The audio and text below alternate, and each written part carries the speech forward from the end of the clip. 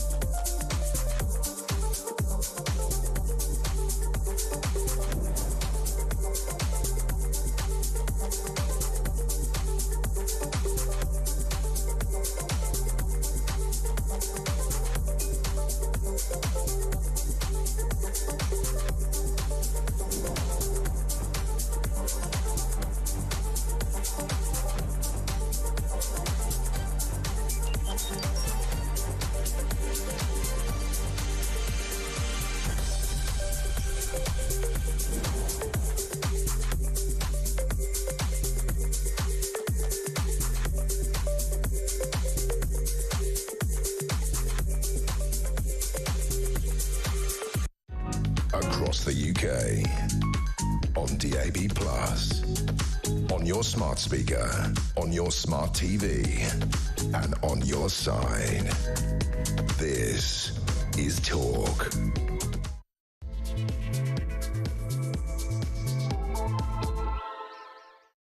A very good morning to you. This is Talk, the home of common sense, with me, Julia Hartley-Brewer. Pleasure to have your company once again. Quite a lot to talk about today. Funny that.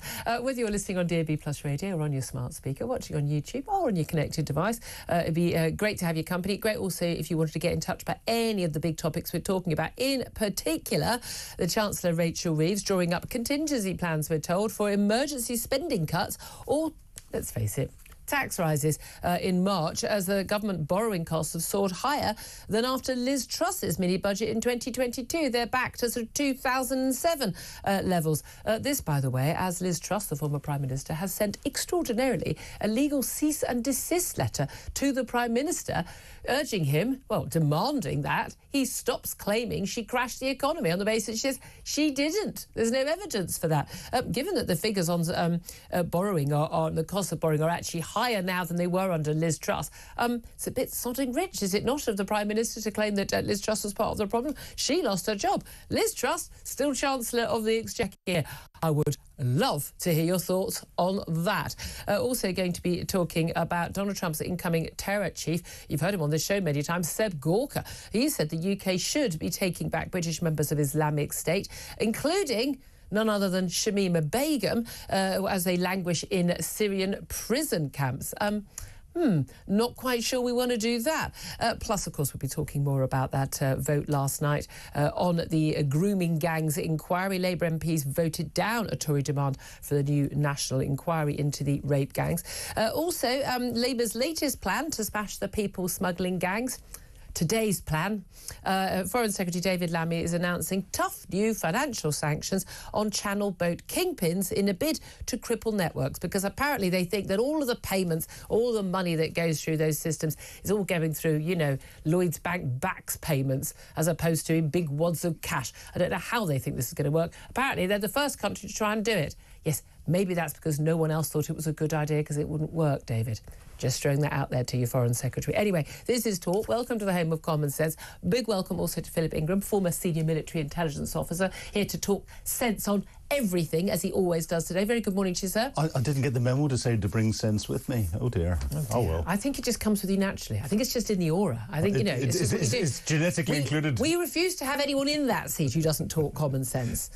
Well, pretty much, he says. But anyway, I'm going to ask you, obviously, about the market turmoil, but I'd love to ask all this. It's a specific question going out today, but as you know, phone lines are always open, messages are always open on anything you want to have your say on. You get to decide what we talk about as much as we do. Chancellor Rachel Reeves may have to make emergency spending cuts or raise more taxes. This is in March, when she's basically going to be making, a spending statement and looking at the spending review. In June, they're going to set out plans for departmental spending. There's a lot of, departments basically saying, no, I need money, no, I need money. Everyone wants more money. And costs, the inflationary costs, the national insurance costs, minimum wage costs, that has boosted the cost of every department and everything that they fund as well. Those costs, as we know, every private business is having that issue, which is why we are seeing so much hesitancy in the economy right now, because lots of companies choosing not to take people on and even laying people off. But government borrowing costs have soared higher than after the 2022 mini-budget from Kwasi Kwarteng and Liz Truss. That was, mayhem. Media didn't stop talking about it. Liz Truss, Kwasi Kwarteng both lost their jobs as a result of that. Keir Starmer, Rachel Reeves, still in their jobs. Barely mentioned on the BBC. Barely mentioned. Very concerned about people, very rich people in California losing their homes to wildfires. They're very concerned about that. Barely any mention of the fact the cost of a 10-year gilt in this country, a 30-year gilt, has gone sky high, and that means an extra £10 billion a year that we don't have being spent on interest costs, possible spending cuts to vital public services, or more tax rises to strangle our economy. Barely a mention. I'd love to hear your reaction to that. I have a funny feeling I might have a clue what it might be. Give us your reaction. I want to hear from you. Liz Truss, Kwasi Kwarteng, if you are listening, give us a call. 0344 499 1000 is the number to call. You can text the word talk and your message to 87222. Get in touch with us on X at Talk TV. Don't forget, of course, that you also charge at the national rate. Text costs £1, standard network rate message. Philip Ingram, it is extraordinary. Genuinely, BBC, 15 minutes yesterday and today, all their leading news programmes this morning, all about the California wildfires. OK, 5 people have died, 100,000 people moved. That's awful. It involves celebrities. Yeah, I get that. But 15 minutes until there was a vague mention in very sort of technical terms about this massive issue with basically the fiscal headroom, as it's known. It's a load of absolute nonsense, this concept, by the way, that the Chancellor has basically gone in a moment, with an extra £10 billion a year cost of servicing our massive multi-trillion-pound debt. Yeah, well, the OBR, after the Office for Budget Responsibility. Office for Budget Responsibility, after the last Chancellor's statement, her little budget, turned around and proved that the government was not going to achieve, on its original statistics, the 2.5% growth that everything is predicated on. Yep. Every policy that the Labour government's got is predicated on a 2.5% growth, and OBR said over 10 years it's not going to happen. Now we've got another hit against that, and therefore their plans, which they don't have because they didn't do any planning whatsoever, but the feed into all of these studies and reviews and everything else that they're doing is in an even worse position. I don't know how they can get out of this. It's a circle that it's not going to be squared. No. That is certainly the case. And before the election, we were back on a path to growth again. Yeah, they've destroyed that path. Vaguely, vaguely, a tiny little bit. But the way economics is around the world, you have to go very small stall and begin to build. But with more hikes possibly likely, we don't know what's going to happen in case there are tariffs from Donald Trump. And I know David Lammy this morning, the Foreign Secretary, playing very nicely, refuses to criticise Donald Trump. We'll talk about that a bit later. But you know, desperate to kowtow. But I mean, also crucially, food prices. We know energy prices. Oh yes. They're not going up at the same rate. The rate of increase that you've got, they're not going down. They're not going to go back. They're not going back to what they were in 2020. That's not happening, guys. They're still sky high, and we've got again millions of pensioners, lowest incomes, losing their winter fuel allowance of £300 a year. But I mean, things everyone has to pay for: energy. Yep. You know, the basic bills. We know water bills are going up. All of that. But food. You know, people need to buy. That's not an option. That's not. Oh, shan't I buy a Ryanair flight this summer? That's, do I need to eat? Yeah, the answer is always yes to that. Food prices are going to rise. Retail bodies, including the British Retail Consortium, have warned. Food prices increased by an average of 4.2% in the latter half of the year. Now, I mean, again, you know, that is another massive increase. When inflation was at 11.1% a couple of years ago, we still were seeing increases in food prices, in some cases, you know, 30% plus. And it's, you know, it's destroying it at its beginning in our farms. It's destroying the ability to import food because of the increased costs that there are associated with that. Then to distribute and sell the food, the increased staff costs that there are around that. You know, at every stage, the government has set the conditions to increase. I don't think they even. I mean, genuinely, when they did not just the national insurance payments contributions by employers going up, but also lowering the threshold at which people pay to about £4,000. It just meant that there was just it's £25 billion more raised in tax, specifically from employers. Yes. Specifically from employers, for hiring people. Yep. Again, I always got it. Literally, the word literally being used, a jobs tax. Yep. And they seem to be utterly surprised and shocked, the idea that employers might then go, I'm not going to give pay rises to my staff because the cost of employing them has gone up. I'm not going to employ more people because I can't afford to employ more people at the margins, and I'm probably going to have to let some people go because I can't afford. Those people don't necessarily give that much extra value to my business, and therefore they're now a cost, not a benefit on the margins. I mean, if any of the people in the cabinet had ever, or in the Treasury, had ever run a business, big or small, I don't care whether you've run a multi-million-pound, international business, or whether you've run a corner shop, understanding stuff vaguely more than some idiot bimbo on the Celebrity Apprentice, you would understand the marginal costs of employing one extra person, and they don't. Yeah, well, they haven't got a clue, and it's all down to the P word. Here's where you get very nervous as to which. I mean, I am getting nervous. Get ready with the dump button, everybody.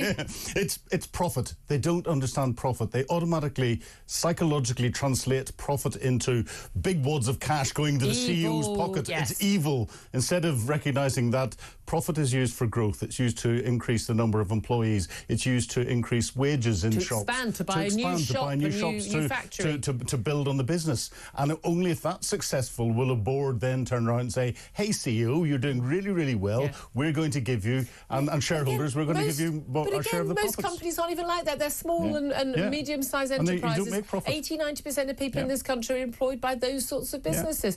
I'd just love to hear your reaction to this, because I just find it extraordinary. The free pass that Rachel Reeves has been given on this, absolutely extraordinary. What spending cuts would you expect? What more tax rises would you expect? We're told it's more likely to be spending cuts, but I think it'll be a bit of both. Well, and again, they always say they've got no money. It's like, well, yeah, but you seem to have the money for the train drivers. Yes. You seem to have the money for paying, I mean, we'll come on to this in a moment, the Mauritius, I don't get this, to give away the Chagos Islands, we're paying for the privilege. Got money for this, like £22 billion carbon nonsense, climate stuff, paying money to overseas countries to tackle climate change for them. A load of stuff that's utter waste of time, utter nonsense, just going into the pockets of rich green companies and kleptocratic leaders. But it is, I mean, very rarely I'm speechless, but oh my God, they are so bad at being in government. Well, Rachel from Accounts is such a good economist. Yeah, well, she's got so much. She's as good an economist as she is a chess prodigy. Well, I mean, this is the other extraordinary story. I mean, this is genuinely extraordinary. Liz Truss, the former Prime Minister, has sent, this is a legal letter, okay, lawyers acting on behalf of the former Prime Minister, sent a cease and desist letter to Sir Keir Starmer, the current Prime Minister, demanding that he stops making claims that she crashed the economy. Yeah. The Telegraph has seen a copy of this lawyer. The letter argues that the statement is false and defamatory and suggests the assertions from Keir Starmer before the general election may have contributed to her losing her battle to be re-elected as the MP for South West Norfolk. Basically, you know, her mini budget back in September 2022. I remember being, you know, when we were talking about it, and we were at Tory party conference when it was all going off, and financial markets reacted very negatively because there were major tax cuts funded by borrowing, and of course, the vast amounts of the extra borrowing was to pay for covering people's energy bill costs. And again, a lot of that down to not just what happened in Ukraine and sanctions on Russia, but actually down to absurd, insane energy policy carried out with the Tory government. So they got themselves into that mess just as much.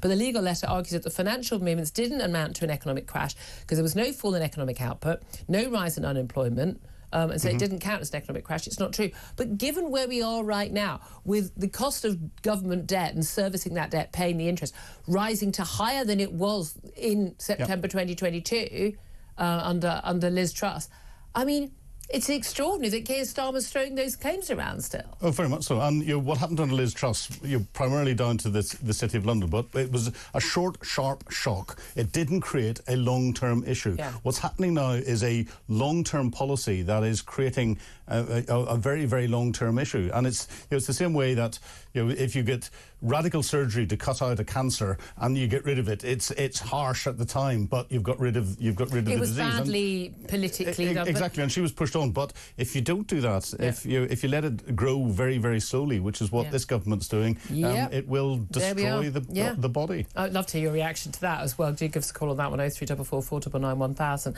Let's also talk about that vote last night in the House of Commons, as we expected. Tory call for a national inquiry into grooming gangs, voted down by Labour. I thought Keir Starmer and Kemi Badenoch both did good performances at PMQs. Yep. I was on air when it was on. I went back and watched some of it back. I don't normally bother to do that, I've got to be honest. But again, I thought Kemi Badenoch made very strong arguments about, you know, joining the dots and why we need to have that proper inquiry.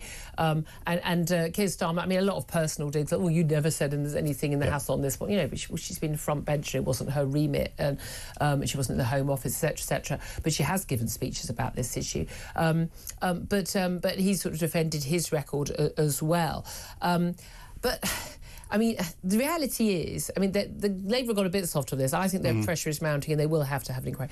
But I think one of the key points people like Chris Philp, the Shadow Home Secretary, and Kemi Badenoch have made, it doesn't have to be an inquiry or, you know, more prosecutions and more efforts to stop what's going on. You can do both at the same time. Yeah, very much so. And you know, the Children's Wellbeing in Schools Bill that everyone was saying is there to protect children. Actually, when you read the detail of it, it is dumbing education in England down to the lowest common denominator. Yeah. Labour did that whenever they brought in comprehensive education many years ago and got rid of grammar schools and secondary schools and everything else. Tell me about it. And that's what this bill's all about. You know, the Tories, I think, knew that bringing this amendment in would never pass. But you know, the fact that they wanted it on record so you can say at the next election. Exactly, and it's created the debate that's going on at the minute, which is really important. But what I don't get is the fact that there was a 3-line whip for the Labour Party to vote against it. MPs were basically told you lose the whip if you do not vote exactly. with the government. Yet our Prime Minister, our Deputy Prime Minister, and our Chancellor didn't vote. There often are deals where, like, oh, if you're busy, you're at an event, you're doing something else, that, you know, that you get a pass it, and people MPs are what's called the pairing system. But you would think on an issue like this, those at the very top, you know, the top three didn't lead by example. Absolutely. There's all this fuss also about this grooming gang phrase being racist. This definition of Islamophobia, the Labour Party has formally adopted from the all-party parliamentary group on this some years back. It was chaired by Wes Streeting, now the Health Secretary, of course. But back in 2019, Labour Party adopted the definition and examples set out in a report, which basically talked about what Islamophobia actually was. But it included warnings that talking about Asian grooming gangs was just a modern iteration of age-old stereotypes and tropes about Islam. And it could heighten the vulnerability of Muslims to hate crimes. I mean, we have that sort of talk when everyone talks about an Islamist terror attack. Oh, but, let's all sing Don't Look Back in Anger and Light a Candle because we don't want any hate against us. I mean... Look, there are people who will use any event by anybody of a particular colour or of a different religion as an excuse for, frankly, violence and abuse and hatred. That is not the majority of people in this country by a long way. But there is a real concern that, and Kemi Badenoch raised this yesterday, that, if talking about people who are Asian sex groomers, these Pakistani sex groomers is an example of Islamophobia. That's exactly why people didn't tell the truth, why people like Anne Cryer and Sarah Champion, two Labour MPs who did raise this issue, were basically labelled as racist. And Andrew Norfolk, the reporter from The Times, who was so wary about writing this in the first place, because everyone shouted racist at him. There's nothing racist about the fact that, because it's a fact, these child rape gangs, I hate the word grooming, my dog goes for grooming, child rape gangs were primarily Pakistani Muslim men. Full stop. Those are accurate labels. From actually a very small part. Yes, a very small part, and a very small part of Pakistan. And you put it into the overall statistics of the number of child abuse cases there are across the UK, it is a relatively small statistic. But the fact that the horrific attacks this particular group carried out over a long period of time, and the cover-ups because of people's sensitivities. The key thing was they were not arrested and prosecuted because of their ethnicity and their religion. Exactly. Let's just talk just finally about the latest NHS figures that have come out in the last hour. And we're seeing that, and I know Mike Graham announced this just after 9:30, that last year, 2023, saw the busiest year on... 2024, sorry, I get confused. Yes. Busiest year on record for A&E and ambulance services. Flu continuing to pile pressure on hospitals. There was an average of 5,407 patients a day in hospital with flu last week, 256 of those in critical care. It's 3.5 times higher than the same week last year. But again, we have different rates of flu different years. Sometimes we lose, 10,000 people to flu. Sometimes we lose 5,000 people to flu. Sometimes we lose millions. Spanish flu. Well, exactly. This is what happens. I mean, again, I hate to tell it to people, but before 2020, people did still die. But a number of trusts this week, I think more than 20 have declared critical incidents. But the crucial thing is they're saying, more people in. But the reality is, if we get a bad flu bug, and we know that lots of bugs like RSV and flu and others have come back with a vengeance because they were sort of dampened down because the COVID was the dominant bug for a couple of years. COVID's still around as well. But we also have an ageing population. I mean, we're going to have to expect that we're going to have more people who are critically hurt by these sorts of bugs, because it is largely the elderly who are most at risk. We have more elderly people. My parents, baby boomer generation, now in their early 80s, they are, they're prime candidates for this. And there are more older people, there will be more demand on A&E. Why is the government, why is the NHS, why is everybody surprised, not just by January every year, by winter diseases every year, but also by the fact that the demographics that we've been seeing for 60 years, 80 years, show that there are going to be more old people and therefore greater demand. And there's two other factors in here. It's very difficult to get a GP's appointment unless you book 3 months ahead. But the other thing is the out-of-hours doctor services that there are in different areas are co-located with A&Es. My local one is co-located with the A&E. So you walk in, you book into A&E, you get triaged by a paramedic, you then get to see a nurse, and the nurse decides whether you go into the proper emergency bit of A&E or you go and see the duty GP that they've got there. And therefore, to see a GP, you have to get booked in and become an A&E statistic. Yeah, what a surprise. Again, and if people can't get help anywhere else, where do you think they're going to end up going? Or if it's like my local hospital, I mean, whenever I've gone for even for an appointment, I had some allergy testing, and I had to go to A&E. I mean, the vast majority of people in there don't speak English as a first language. I don't admit that's just a London thing, but I mean, literally, the vast majority. No, it's across the country. Now, they may be British citizens now, they've been totally entitled to use the NHS, but the vast majority clearly speaking with foreign accents. And then interpreters have to be called in for them, and it takes more time for the doctors and nurses to go through and treat them. You have we're told, like, oh, well, thank God for all these people who are coming from abroad to work on our NHS. Maybe we wouldn't need quite so many if there weren't so many people here living from abroad. I know we want to be a big, big international city and everything, it's an international country, but there comes a point where you just go, really? Like, I'm in my capital city, and I'm one of the few people in this waiting room who speaks English as a first language. I think that's strange. I think that's something that's worth sort of looking into. But there we are. Philip Ingram, always, as I said, great to have your company and all your common sense. Lots more we didn't get to. I know you've got strong views on the Chagos Islands, because we've just got to spare $9 billion to give to the Mauritians while we give them, not even giving them back, just give them the Chagos Islands. They've never owned them. They're ours. But we'll talk about that. We'll talk about many other topics coming up. And I want to get to your calls, particularly about Rachel Reeves, apparently crashing the economy. Not a story on the BBC. Massive issue when it's Liz Truss, apparently, although she says she didn't. She sent a cease and desist letter, a legal letter to the Prime Minister saying, stop saying I crashed the economy. I didn't. It's defamatory. Love to hear your thoughts. 0344 499 1000 is the number to call. Lots of top guests coming up. Lots of great calls coming up. Stay tuned.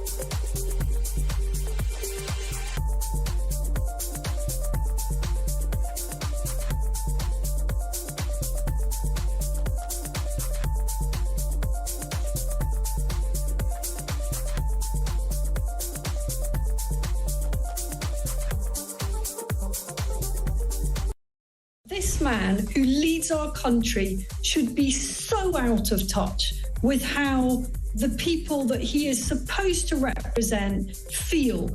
I am rarely really triggered by politicians. I spend all my time listening to their verbiage.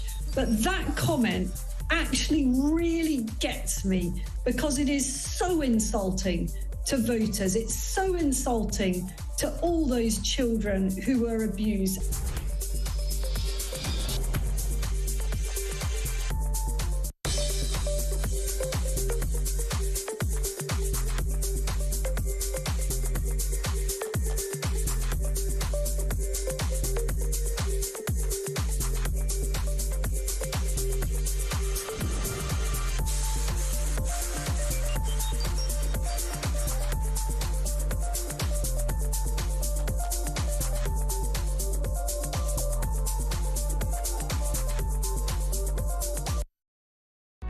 Across the UK, on DAB+, on your smart speaker, on your smart TV, and on your side.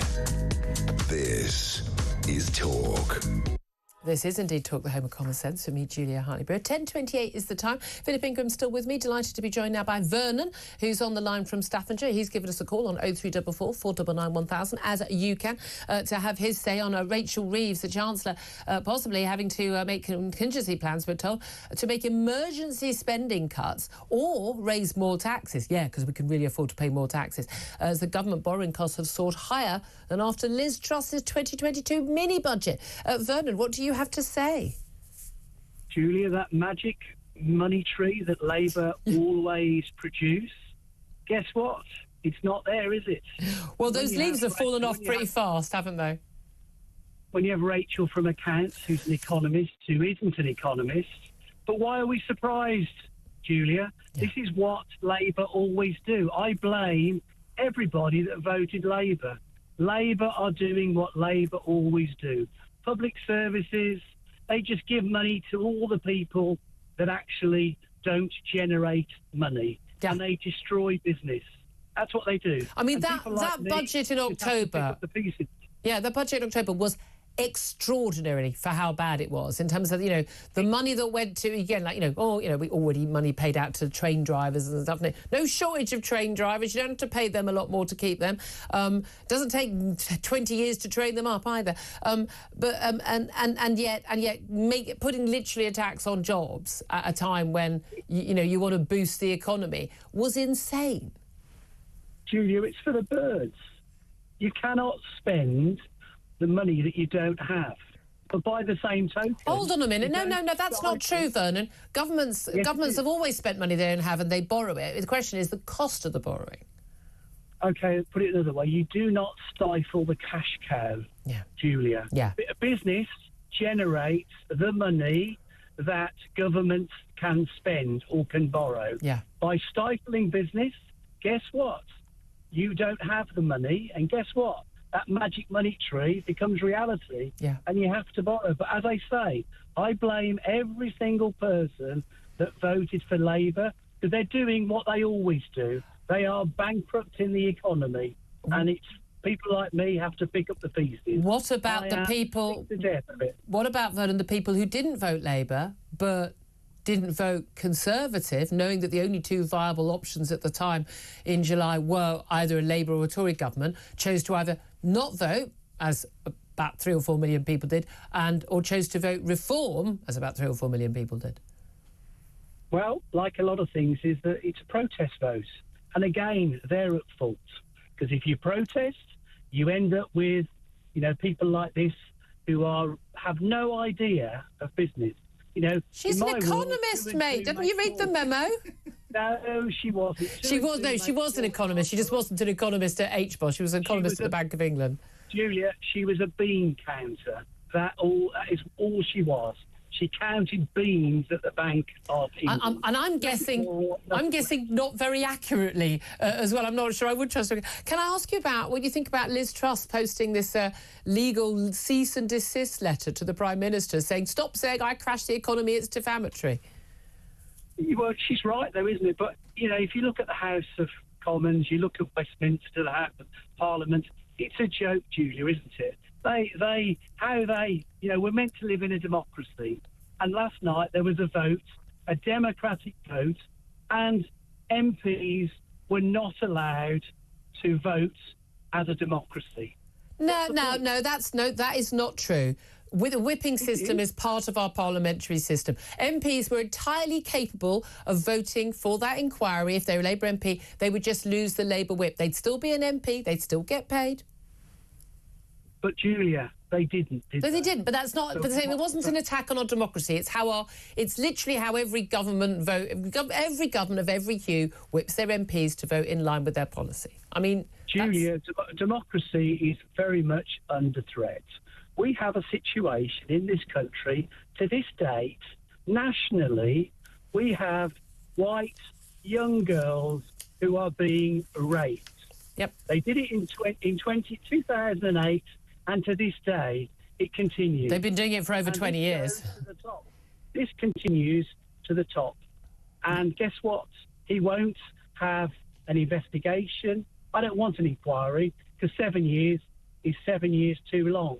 7 minutes this would take You have people who are guilty, who have dual national citizenship, and they should be deported. Yeah, it should be started tomorrow. I'm with you all the way on that. With you all the way on that. I don't know why they were given dual nationality. I just do wonder, why on earth were there people who clearly were born in Pakistan who were living here? That's why they've got dual nationality, a lot of them. Why on earth were these people here in the first place? Who thought it was a great idea to import a load of people to run kebab shops and drive minicabs, which is what a lot of these men were doing? I mean, what were they realistically adding to our economy and adding to the the good of this country? You've got to wonder why these people were allowed to come to this country in the first place. Vernon, thank you very much indeed for that. It's 10:33. We're going to take a quick break. We're going to be talking to independent economist and big supporter of Liz Truss, Julian Jessup, about this economic situation. We're also going to be talking about David Lammy's latest effort, today's effort to smash the gangs, stop the boats. This time, it's basically about sanctions on those kingpins running those Channel migrant gangs, because apparently all payments for people doing smuggling gangs are going through, their Lloyd's account, where they put it through backs, and it's all recorded, and they've got their little checkbook stubs probably, and it's all really easy to do sanctions on those people because their assets are all in their name. And it's really so painful, isn't it? It's not going to smash the gangs, Foreign Secretary. We'll talk about all of that coming up. This is Talk.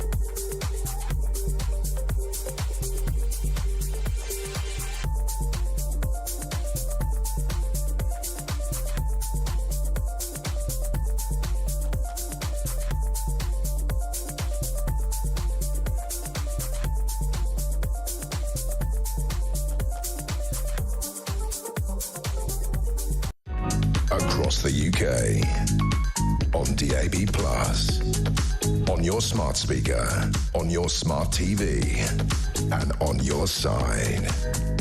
This is Talk.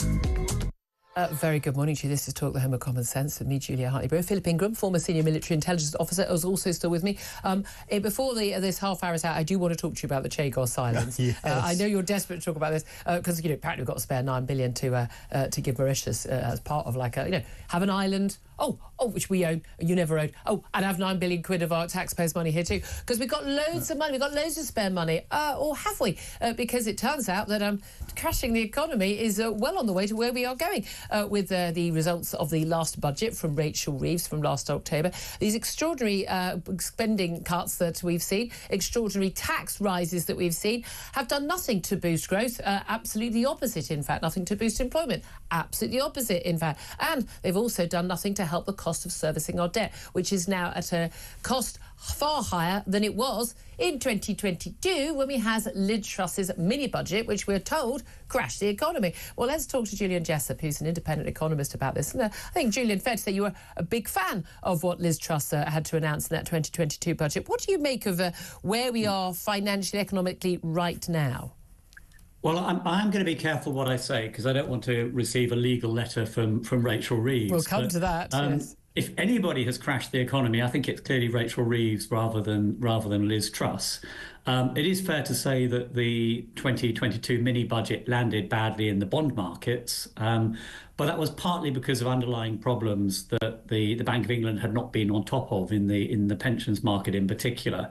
The Bank of England also at that point was starting to sell bonds, which was putting upward pressure on borrowing costs as well. So I wouldn't give Liz Truss a completely free pass, but I think looking at what's happening now, it's arguably much more serious. Liz Truss's mini budget at least went down well with businesses and was seen as positive for growth. Whereas what we've seen over the last few months is a complete collapse in business confidence. And investors have lost confidence as well. They're worried that none of this is going to work, that we're just going to have to end up with more tax increases, that it's going to be a lot more boring. That means more bonds have to be sold, and that means that their yields are going to have to be higher.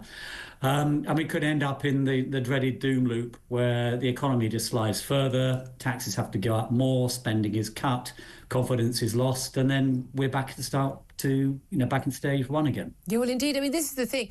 We've told that Rachel Reeves had kept what's called this fiscal headroom. I mean, when you're in multi-trillion pounds worth of debt, you don't really have your fiscal headroom. It's just the markets and the government and everyone seems to have accepted a certain level of debt that we're just going to exist at, and then a certain level of spending and taxes. Now, she put up spending, although there were spending cuts in crucial areas. She put up taxes, particularly on business, which particularly has harmed the economy. £25 billion taken out of businesses seems to be a mad thing to be doing if you think that growing the economy is the foundation of what you're trying to do.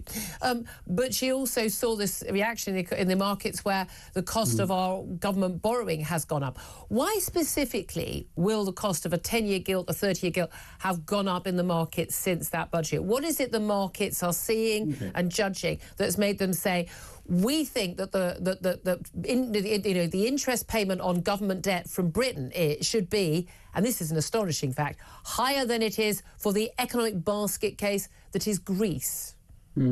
Well, I've got a slither of sympathy for Rachel Reeves because it is worth saying that yields have risen quite sharply in many other countries as well. There is sort of a global trend here, which is that people are now more worried about inflation and interest rates again. And that's partly actually down to looking at the US, where there's an expectation that Trump will boost growth, but also inflation, and the US central bank may not be as quick to cut interest rates. So it's partly global, not entirely Rachel Reeves' fault. But there's no doubt that interest rates have risen further in the UK than they have in other countries. And I think that's because investors are concerned about a number of things. One is that all this increased spending is going to be inflationary. So the Bank of England won't cut interest rates as quickly as it would otherwise have done. People think this budget will be bad for growth. And so the tax increases won't raise as much money as the government has been hoping for. And finally, even if it all works, then there's going to have to be a lot more borrowing. And if investors are being expected to buy more bonds, then they're going to have to be offered higher interest rates on those bonds, and that money has to come from somewhere. It may not mean that taxes go up now, but higher debt interest payments will ultimately have to be paid by somebody in future, and that means future taxpayers will be picking up the bill for this as well. And that's the thing. There isn't, as our caller Vernon pointed out, there isn't a magic money tree. It's going to have to be paid for by people paying more taxes now, or it's going to have to be paid for by people paying more taxes in the future. I mean, that's how these things are serviced. The Speaker, Sir Lindsay Hoyle, a few minutes ago granted an urgent question in the House of Commons to Shadow Chancellor Mel Stride. He tabled a question to the Chancellor asking for a statement on the growing pressure of borrowing costs on public finances. Amid all this talk, sources in the Treasury saying there are contingency plans that are being drawn up in the Treasury for a statement in the March sort of mini statement that they're ahead of spending review for different departments in the government, that there should be, possibly spending cuts, tax rises, suggesting very much it would be about spending cuts. But again, 10 billion quid's worth is a huge sum if that were necessary. The Chancellor decided not to turn up herself, obviously busy, I don't know, playing chess or I don't know, answering things in the complaints department at HBOS, I don't know. But the Treasury Minister, Darren Jones, is currently taking questions from MPs. Interesting that she's not turned up herself when she would have expected this question. But, I mean, Can the government, you say you've got some sympathy, can the government defend themselves, or actually have they just done exactly similar stuff to what Liz Truss did, and yet for some reason what Liz Truss did led the news 24/7 for days and weeks on end, BBC and elsewhere, barely got a mention for 5 minutes on the Radio 4 Today programme, their flagship news programme this morning. I don't think it was mentioned at all yesterday, after 15 minutes on some celebrities losing their homes in California wildfires. Well, I think that the mistake that Liz Truss made was to cut taxes more than expected before announcing corresponding spending reductions and also implementing all the sort of supply side structural reforms that we need to boost growth in the longer term. But arguably Rachel Reeves' mistake is even bigger because she's actually raised taxes before doing any of those other things. And as I say, that's had a chilling effect on business confidence and also consumer confidence. So I think if it's a straight comparison, then what Rachel Reeves has done is far worse. In terms of what happens next, I don't think we're completely doomed. I mean, it is possible that growth will pick up more than expected over the next few years. Everything's possible. Yeah, it's possible, but remember, there's is it likely? A lot depends here on what the Office for Budget Responsibility says is going to happen in 5 years' time. So you can actually get quite a lot of turmoil in the next year or so. And it doesn't necessarily mean that the government has to raise taxes or cut spending further now. There are also a few things that the government could do that wouldn't be too painful. So, for example, that they could reduce the amount of interest that the Bank of England pays to commercial banks on all the extra reserves created under quantitative easing. And, that is something that could actually save 10 to 20 billion in the short term if they were willing to do that. Isn't that something that the Reform Party had talked about? Yes, I mean, the Reform Party actually went a lot further and we're suggesting abolishing the payment of interest on reserves altogether, which I think will be a step too far. But it is interesting that this is another idea where reform appears to be ahead of the curve.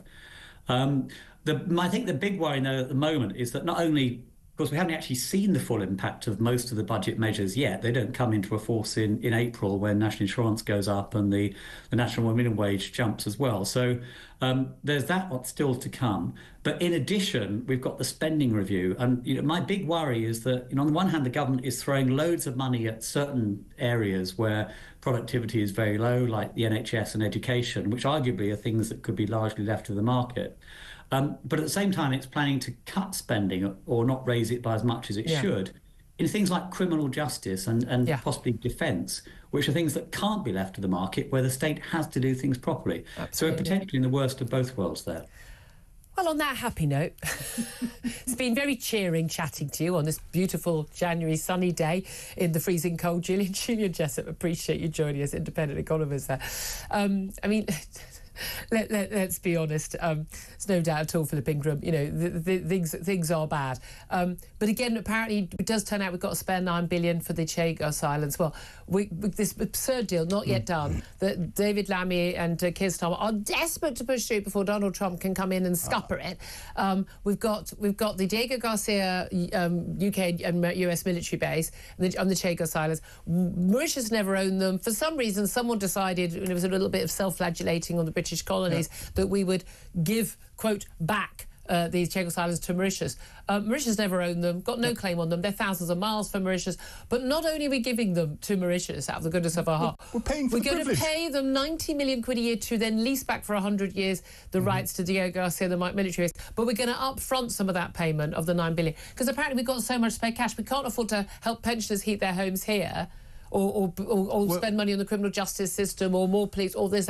But we have got money to give Mauritius to give them. I mean, what on earth is going on? Well, maybe we're going to put a big solar farm in there and give them more of the 11.3 billion that we've got on green projects and other bits and pieces. I don't know. There's no logic to Mauritius whatsoever, and therefore there has to be something underlying that we're not getting underlying the whole drive behind this and everything else. And I'm doing some digging around at the minute, and some of the things that are coming out are really quite. The only people who benefit from this are China. Someone is in the payment of someone is in payment of China who's pushing this. Yeah. I'm sorry, there's no other explanation. There is no diplomatic, economic, defence reason for us to do this. And I've just read, and I haven't confirmed this, so I'm putting something out there that may not be accurate. Is the legal representative for Mauritius is an individual that helped set up matrix chambers in the barristers' chambers in the UK, which was the chambers that employed Keir Starmer.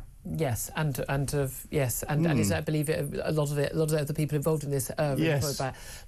Who knows? Who knows? Not casting aspersions. No. I don't want to cease this letter. No, thank you. Not at all. 10:48 is the time. We're going to take a break. Then we're going to be talking to Tony Smith, former head of the UK Border Force, about whether or not David Lammy's latest wheeze to tackle the smuggling gangs is going to work.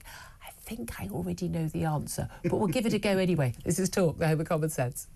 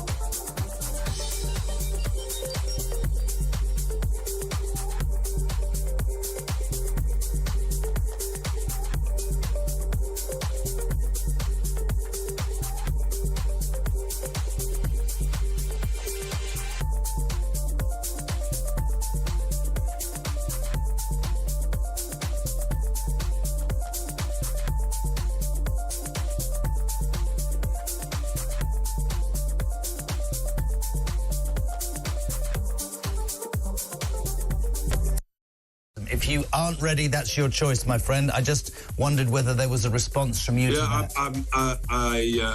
I wasn't aware of that, and I'm sad to see Howard go.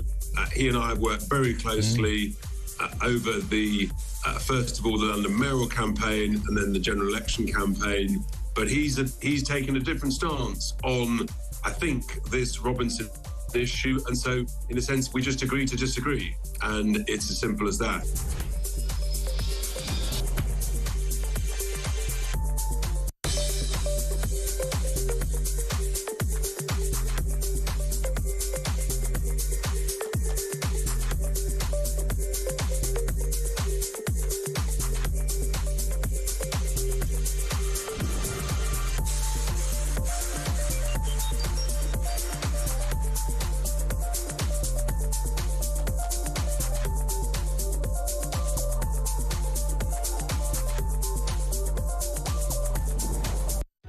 Across the UK, on DAB+, on your smart speaker, on your smart TV, and on your side.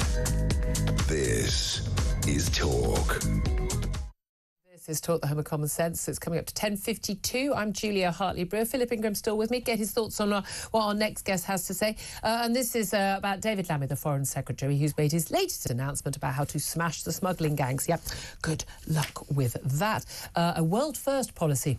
Yes, when it's a world-first policy, maybe there's a reason why other countries haven't tried it, David Lammy. Just throwing that idea out there.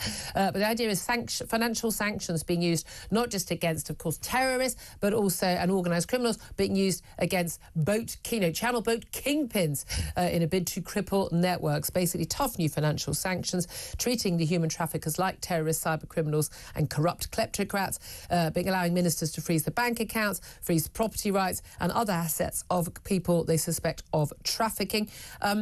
Also, traffickers being publicly named for the first time. Oh, they'll be so upset about that as well. Well, let's talk to Tony Smith about it. He's former head of the UK Border Force. Tony Smith, is there a reason this hasn't been done before?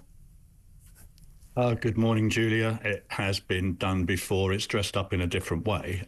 So I suppose you could say that, well, we haven't seen any country say we're going to use sanctions in particular against individuals. But I do, as you know, a lot of international travel. I chaired a conference in Manila in the Philippines just in October, Julia. I mean, reports are all online. We've got reports from the United Nations, from Canada, from America, from Australia, who are all doing this sort of stuff, is trying to upstream disruption. But if you read those reports, you're really interested in this, it's almost impossible to disrupt gangs in source and transit countries, because a lot of this is endemic within the infrastructure of those countries, I'm afraid. On the Pacific Rim and in Africa, there are state and non-state actors that are involved in this business to one extent or another. We know that from our intelligence through the Border 5, so it is an international problem. They're right to say, we do need to do more overseas. But in my experience, sanctions only really work, Julia, when you can, when you're within your own jurisdiction, within the UK. So there are some in the UK that are involved in this business. I think they have been stepping up their efforts to try and find those. But when we're talking about activities in places like the Pacific Rim, in Africa, in source and transit countries, through the EU into the UK, these are hugely lucrative crime gangs that I think it's a very bold step for the government to say, well, look, we're going to tackle this. Well, especially, and as you say, they're often working with local officials anywhere. The corruption levels are endemic in many of these countries. But this is the thing as well. Also, it's this idea, here's John Smith. He's involved in smuggling gangs. I mean, we haven't been able to track him down because he's clever enough not to be the person putting the people on the boats or blowing the boats up himself or pushing them off the beaches in Calais. He doesn't even answer the phone to anyone who does any of this. He's 10 phone calls away from this. The people working for him probably don't even know his name. But what he has been dumb enough to do is to put all of his assets in his personal name.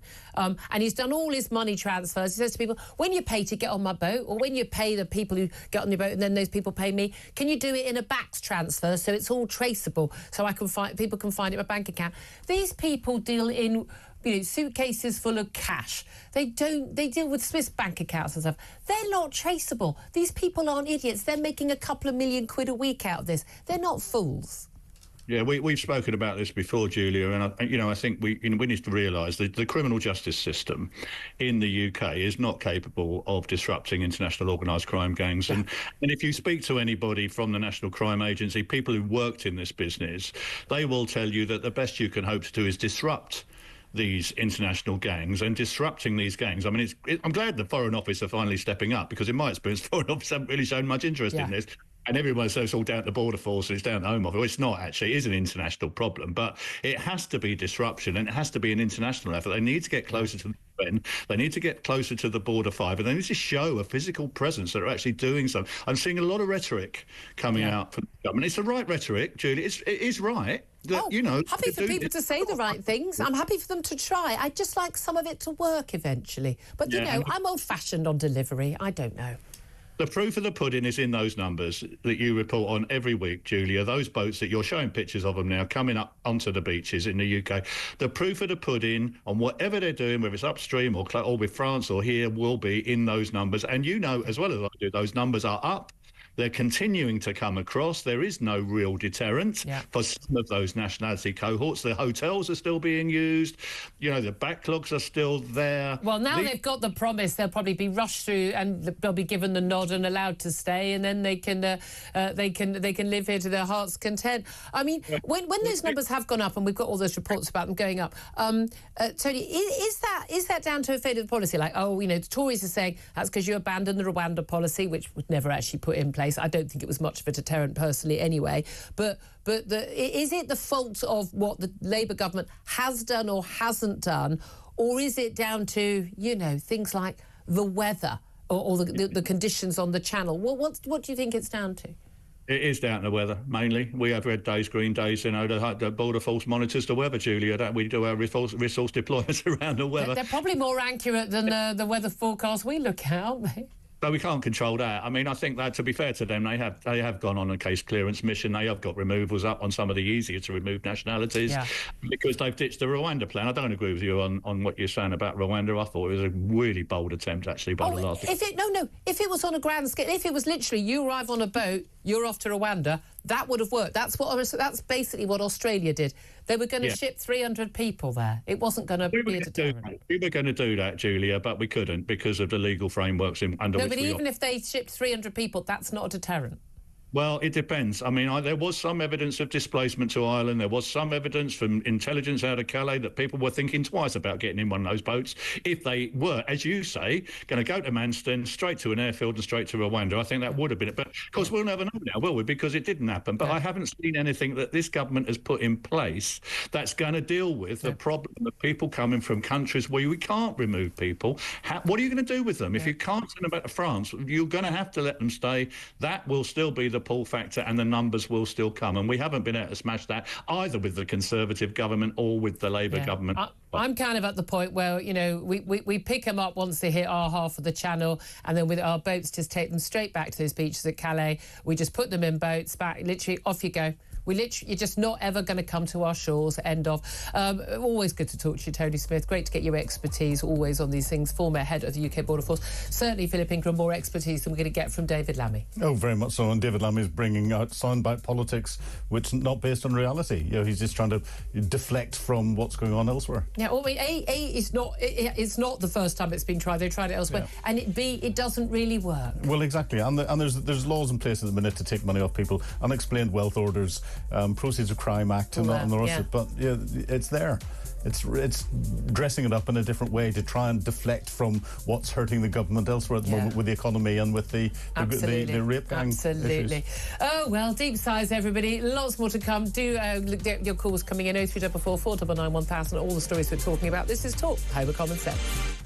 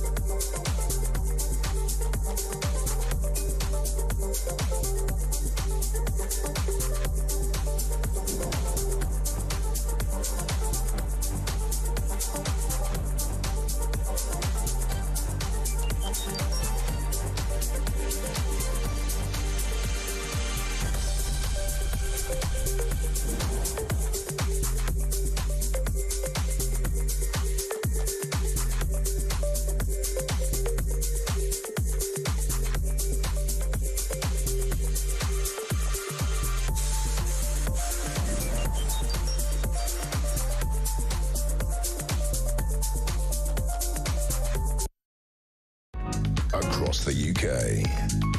On DAB+, on your smart speaker, on your smart TV, and on your side. This is Talk.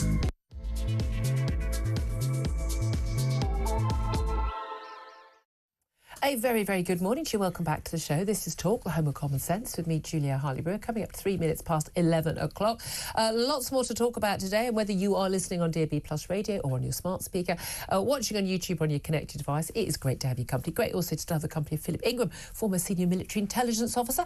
Once again, good morning to you. Good morning again. Carry on talking about, and lots of calls coming in on this, on Chancellor Rachel Reeves drawing up contingency plans for emergency spending cuts or tax rises in March. Ooh, which will she choose?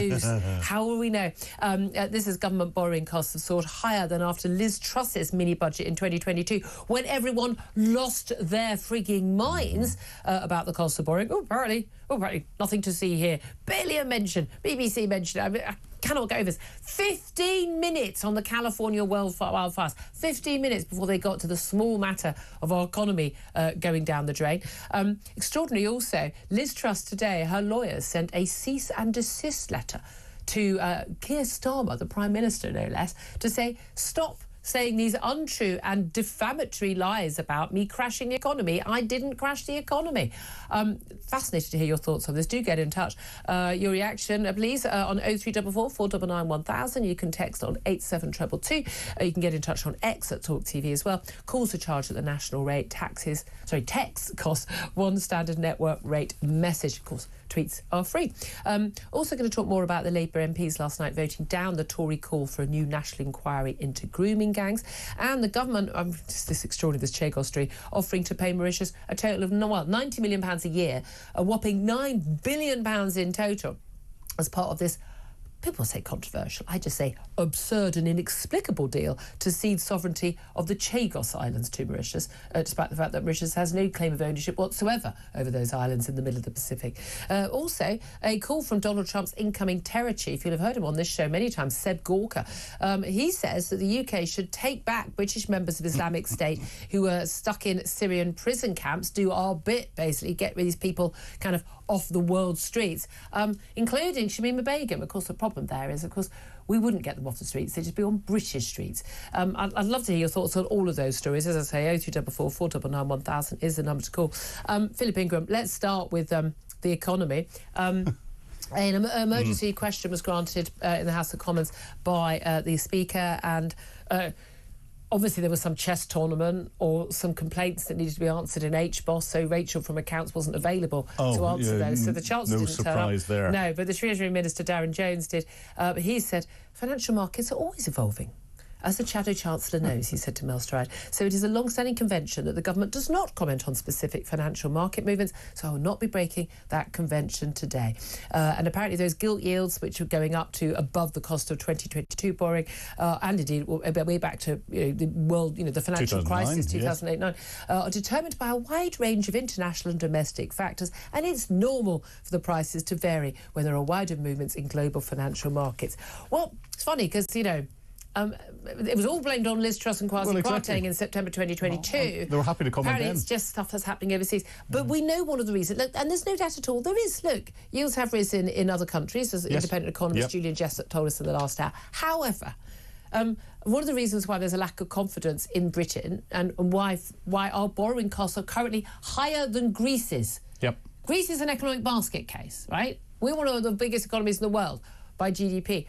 Sorry, how on earth are our costs of borrowing higher than Greece's? If it wasn't the fact that there is a lack of confidence in the markets, in the ability of this government to run the economy and grow the economy. And that confidence or lack of confidence goes down to the fact that the measures that are brought in the budget are business disabling rather than business enabling, and the relationship that the UK government is setting up with the incoming Trump administration is not good, and that's putting it mildly, and that is going to have a massive influence on the global economy. So UK borrowing costs are likely to go up even more. Oh, hooray. Wonderful stuff. I was feeling quite chirpy today because the weather's nice again. I mean, I know it's freezing cold and you know, a lot of people struggling with paying their heating bills today as a result of economic decisions by this government. But at least it's beautiful blue skies, which is a bit more cheery than when it's miserable out and grey out there. But I mean, we've got food prices are not going anywhere but up. The British Retail Consortium has said at least 4% later this year. That's a huge hike, and coming on top of all the other hikes. And anyway, a lot of the food that you buy now, you just know, I mean, a lot of it's just got smaller. You know, you buy your Quality Street at Christmas, or you buy, you know, pretty much every product you buy now is just smaller. Yes, it stays the same price. It's smaller. I mean, that does actually hit people's purses. I mean, people are not going to get better off. Energy prices, your water bills, your council tax bill, or your taxes. I mean, pretty much all of the outgoing costs have gone up for people. Their wages are not going up. When people say, oh, people have had a wage rise of X or Y, well, you know, does that cover for all of the inflationary costs of the last few years? I very much doubt it. Well, only if you're part of the RMT or something else and have you know, blackmail the government, which every union is now going to do, because they're going to go, well, you know, the cost of living is going up and therefore we need even more money and all the rest of it. And that's going to make Rachel from accounts have to deal with even more issues as the country goes on further strikes. We're in for a very, very disruptive 2025, I think. I was of the view before the last election that, you know, I thought the Tory government needed to be out because I thought they had failed. And you can't just be not as bad as the other people and stay in government. End of, as far as I'm concerned. We had a caller earlier saying that, you know, he blames anyone who voted Labour because, you know, this is what happens. Labour doing exactly what they always do, he says. Now, the reality is, last time, you know, when Blair got in, he came in, there was a great economy going. I mean, they left an absolute tragic economy. We saw you know, it was a lot of the deregulation of banking that led to the banking crisis. One of the reasons it hit us so hard, because we're so reliant on banking economy as part of our, you know, paying our bills here. I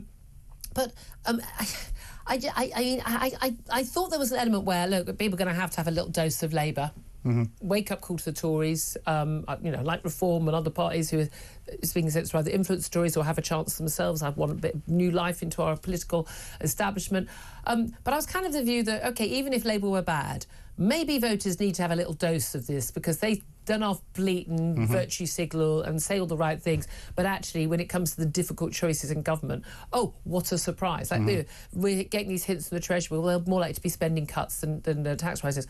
Well, yeah, that's what, there were spending cuts in the austerity years under Osborne. Yeah, difficult choices have to be made when there's no money left. That's kind of the deal. And saying more money this, more money for this, oh, more money for the WASPy women, more money for the you know, the post office, more of, and then at some point you have to pay for it. But they're choices they make.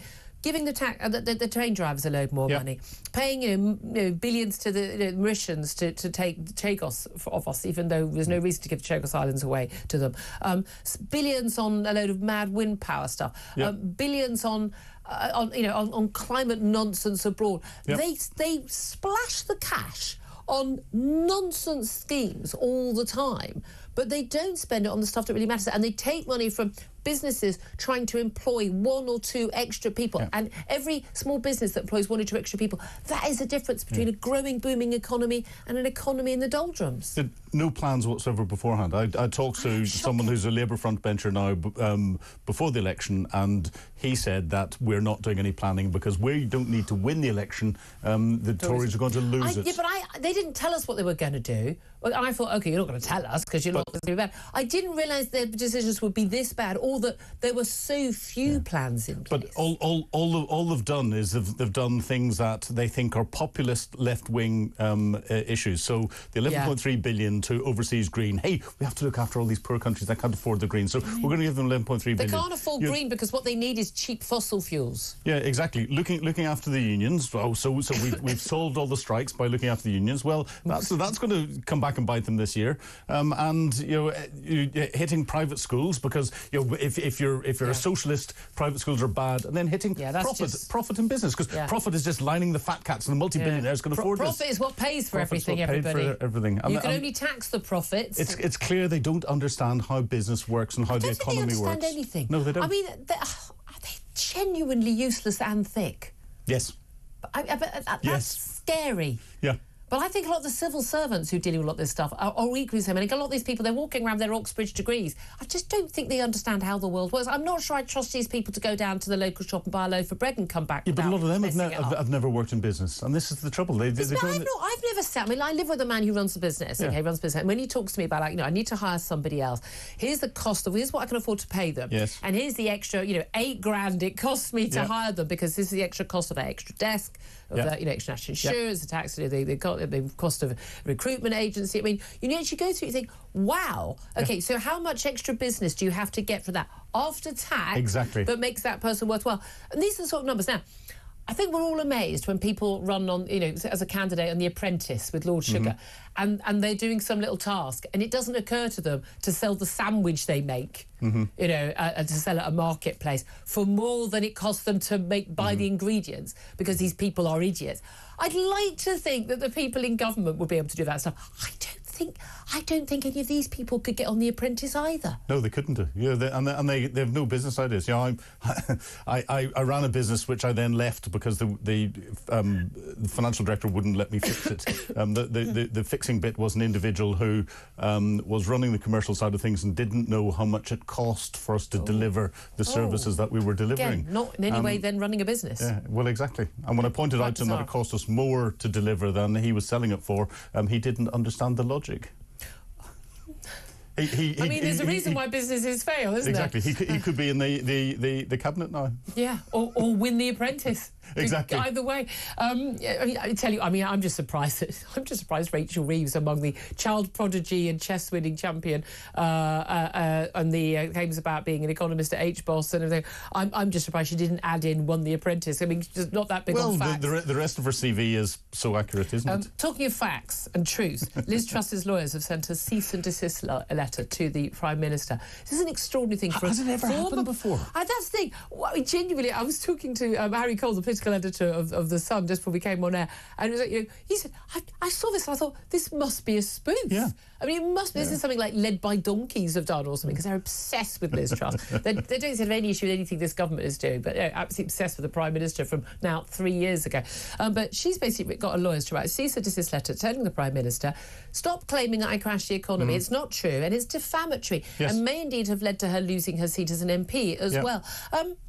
Given where we are right now in the economy and the cost of borrowing, and given the claims about Liz Truss's budget at the time, I thought a lot of it, frankly, was actually, it was bad politicking by her. It's very arrogant. Yes. She didn't know how to pull together, people who voted for rival candidates, things. There was a political failure. But economically wise, the vast majority of the borrowing that she was going to raise to fund her budget was about funding the cost of basically subsidising people's energy bills, domestic energy bills. Well, that was something that the Labour Party had also called for. All the Tory candidates said they'd do, and was going to be done by whoever was Prime Minister. It was untenable. People couldn't afford to pay $5 grand on their energy bills. It wasn't going to be affordable for people. So that was going to happen, and everyone said it was absolutely off the scale and it was unpredictable. It was only a few billion quid extra that wasn't accounted for. That didn't make sense about why the markets reacted the way they did. Well, exactly, and therefore she failed in two ways. One, bringing the Tory party together, so leadership, and the second bit was in the messaging that went out to give confidence to the markets. However, I think Keir Starmer and Rachel from Accounts is making Liz Truss's leadership and government look competent. Yeah, I mean, that is a terrifying thing, isn't it? Talking of competence, what did you make of the Labour decision yesterday to whip their MPs to vote against the demand from the Tories for a national inquiry into grooming gangs? It was an amendment that came onto another bill. Big question marks about a lot of the changes to education under this children's education and welfare bill. But in terms of some of the issues like preventing people from having schooling their children at home when they're not deemed suitable. So Sarah Sharif's parents and the like wouldn't have been able to, under this law, to school her at home for 4 months, and perhaps her life might have been saved. But it would have meant this bill fell. But, I mean, these are parliamentary technicalities, aren't they? But, I mean, the demand for a national inquiry is growing. Do you think that Labour were right to do that? Or do you think that actually they're going to end up having a national inquiry anyway? I think they're going to end up having a national inquiry anyway. Labour were always going to whip this. The education bill itself is fundamentally flawed because it stops local areas adjusting their education to meet local needs. and they want everything to be controlled everything has to be the same across the board. Every teacher being paid the same. Yeah. It's like, well, you don't, you know. And again, we've got the Prime Minister, who's the Prime Minister of the United Kingdom, standing up and lauding this and everything else, and it only applies in England, so it doesn't apply through Scotland, Northern Ireland, that's because Wales. those are devolved powers. But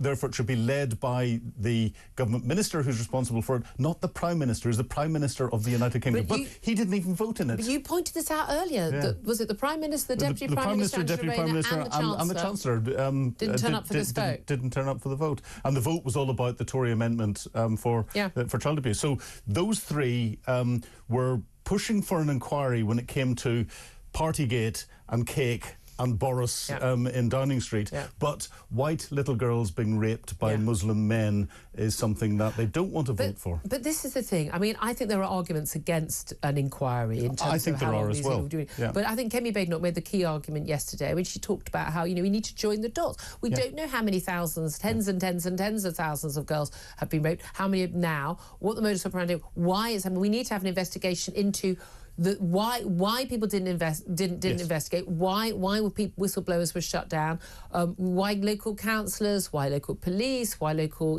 social workers and care home workers didn't do anything about it. We need to tackle that because it's ongoing right now, and that doesn't mean that while you're doing that you can't be fast tracking some of the justice. If you can fast track somebody who threw some stones outside an asylum hotel or at police after the Southport attacks, or somebody wrote a hurty tweet or a hurty Facebook post, I don't see why you can't fast track some of these trials. Now, they're much more complicated trials. Gathering the evidence takes a long time, but people waiting 4, 5, 6 years to see their attackers, their rapists put behind bars is unacceptable. Yeah. But there's nothing to stop the recommendations of the current inquiry that are published out there, the Alexis J inquiry, being implemented, and then at the same time recognising that actually you need to pull all the threads together, work out what actually went wrong and who did not carry out their roles and responsibilities as per what the requirement was under the job, and hold them to account. Because if you don't hold people to account, then this is going to continue. Well, and I see constant reports across social media where people are saying this is still going on. Yeah, I mean, that's the really big worry.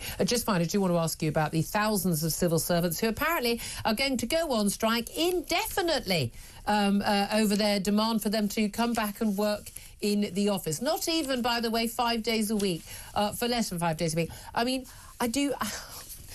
I'm not sure whether we're going to notice, I'm not going to lie, whether a lot of these people are in the office or not. I don't think we are, and actually it solves Rachel from Account's problem because she needs to save money and do cuts from somewhere. So well, no, they'll still be paid, a lot of them. But I think there might be a way of finding their jobs being re-ruled or cut completely. Well, 4,000 staff at Land Registry responsible for registering the ownership of property in England and Wales. They're refusing to cover for colleagues or take any extra work which they consider to be beyond their job description from January the 21st, and they're going to go on strike indefinitely and say they're simply not willing to return to work in the office for 3 days a week. I mean, again, I think you actually should do what Elon Musk did and other big companies have done and just say, back in the office on Monday, or I will consider that you've tendered your resignation. Your contract, I don't know about even when I was freelance, your contract states that your employer is allowed to make reasonable requests about where your workplace. They can't say, oh, by the way, you're going to be paid the same and you've got the same job, but you're now in Leeds when you live in London. That's not reasonable. But saying yes, you have to come to the office that you worked in for years until 2020,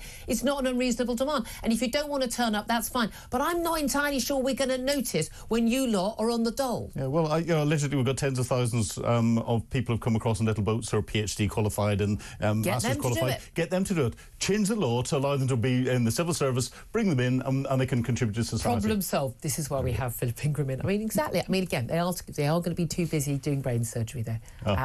Building bridges with their great engineering skills. It's amazing, isn't it? It's amazing. It's amazing how many of them are so qualified. And such a young age. Exactly. I know. Who knew? I know. And don't have passports or there'll be complaints. Send them to Philip, not me. Just for once. Philip Ingram, thank you very much indeed. Coming up, we're going to get to your calls. Some great calls coming in on the economy. What a surprise! If only there were some great calls in the economy from Rachel from Accounts. That's up next. This is Talk, the home of common sense.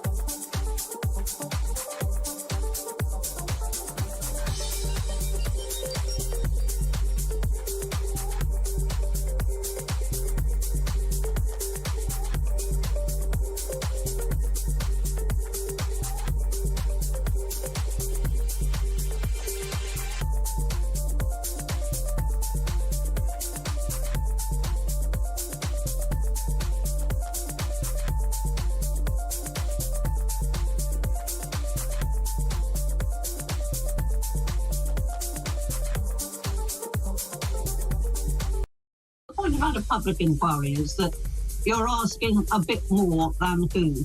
You're asking why, what were the root causes of the cover-up? Was it a fear of being accused of racism? Was it something else? Was it incompetence? What was it? And I think, as I say, on balance, I mean, I'm not waving flags on this one, but on balance, I think an inquiry might finally clear up those answers.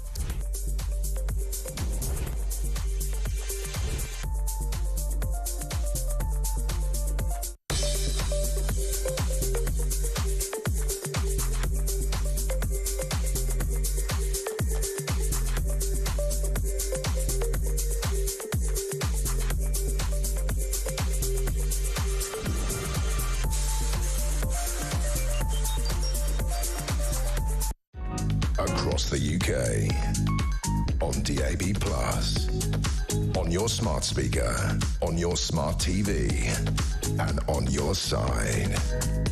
This is Talk. This is indeed Talk, the home of common sense with me, Julia Hartley-Brewer. It's coming up to 11:25. Philip Ingram's still with me. And indeed, lots of you are on the phone lines. 0344 499 1000 is the number to call about any of the topics we're talking about. But specifically, Rachel from Accounts, Chancellor Rachel Reeves, may have to make emergency spending cuts or raise more taxes. I don't know what other taxes you could possibly raise that our economy could cope with as the government borrowing costs have soared higher than after Liz Truss's 2022 mini-budget. And yet, weirdly, everyone isn't making a big fuss about that. Not the BBC, barely gets a mention. Forest fires affecting celebrities' homes, massive big issue. A small matter of basically the fiscal headroom for the Chancellor of 10 billion quid being eaten up by those extra debt costs, i.e. that's your and my taxes right now going on that rather than going on, I don't know, tackling long waits in A&E or tackling children's education or long delays in criminal justice or putting more police on the streets or any of the other things that need to be done in this country. No, we're just going to pay it to the banks to borrow their money to service everything else to make sure we can, pay train drivers 70 grand a year to do their job 4 days a week. I mean, sorry, we are in mad territory right here, not just economically, not just in terms of the government, but also, by the way, the mainstream media and their extraordinary choice of topics this week about so many big issues to talk about. And if they really, really do think that celebrities losing their mansions in forest fires in California is the number one, in fact, almost, I would say, only story in town this week, they are living in cloud cuckoo land. Let's go to the phone lines. 0344 499 1000 is the number to call. David has called that number. He's in Essex. Hello, David. Yeah, hello, Julia. Hello. I'm just running around my jobs today, and unfortunately, I've only got one on the go at the moment. What do you do? I'm a builder, so I mainly do extensions. I do the odd new build. Oh, I'm taking your number after the... Right, but since that budget, I've had... The reality is, on the ground out here, I've had two jobs that they're worth around about £400,000. Yeah. And they've both been stopped. They've been stopped because clients are worried about losing their jobs, or it's the interest rate of borrowing money, because we can't all suddenly go and find 200 grand to build a... But you borrow money, you improve the value of your home, and therefore it's an investment, and and perhaps cheaper than moving a house with stamp duty, so you've got an extension, you can have another kid, and I know loads of people who've done this, but you're saying people are going, yeah, now's not the time, we haven't got the money, we can't be sure we're going to have the money in the future. Exactly, and I've got skilled workers sitting at home right now with no work to go and do, thanks to this budget by Rachel Reeves. That's the reality of it. Yeah. I've got a young lad that I've trained up for 3 years. I've trained this boy up, and he's become a really high skilled worker. Yeah. Unfortunately, he had a bad start in life. He had a little baby that he's had to bring up. Yeah. I've got him into leaving his parents into a council house because that's all he could afford at the time. I paid him good money. I've trained him up for 3 years. Brilliant. Good for you. Now he's really skilled. He's a multi-skilled person. I've had to let him go at Christmas. And this is the thing. You're one of those evil business owners who don't care about your workers. Rubbish. Like so many, particularly small business owners. you bring people through, you try and look after people, you try and care for people, and trying to build a future for them like you've got for yourself, and then you've got no choice at some time. You can't keep someone on you can't actually pay. I couldn't have any work for him, Julia. It stopped. I said, look, I can't. I gave him 3 weeks' notice that he had to find something else. Yeah. But unfortunately, that hasn't. He's on the phone to me. I'm desperately trying to get him back. But I have to run a careful ship. I can't have people paying people money if I haven't got any work to give and them. Presumably everyone else is in exactly the same boat. What's the answer? What's the solution? I think there was a petition going around a little while ago that had about 3 million people asking for another election. I think that may have to be the only way out of it. Well, if there were, if there were another election, realistically, if the votes are panning out as they are at the moment, Labour would still be in power, just not with the same majority. Well, as you say, the Tories, let's face it, they buggered it up. It was a complete disaster. It's a technical term. I'm sorry about that. No, it's a technical term. I'm with you all the way. Yeah, and as you said earlier in your programme, maybe we should have given this lot a go, but they just don't know how to run an economy. Yeah, but I only thought this lot, particularly under Keir Starmer, Rachel Reeves, should be given a go so that people had a dose of reality, that they talk a good game, they don't really know what they're doing, and when they do carry out their policies, oh, look what happens. The cost of borrowing goes up because there's no confidence in the economy, because they literally put a tax on jobs, like your jobs. Exactly, but I get called far right for listening to your programme. There's nowhere to go. There's nowhere to go. I don't need to be running a business, but I love my job. I love doing it. I love producing quality extensions for people. Yeah. But at the moment, I've got half my workforce are sitting at home because they've got nothing to go and do. David, that is absolutely heartbreaking. I really appreciate your call. I mean, I think you've just, frankly, absolutely nailed it.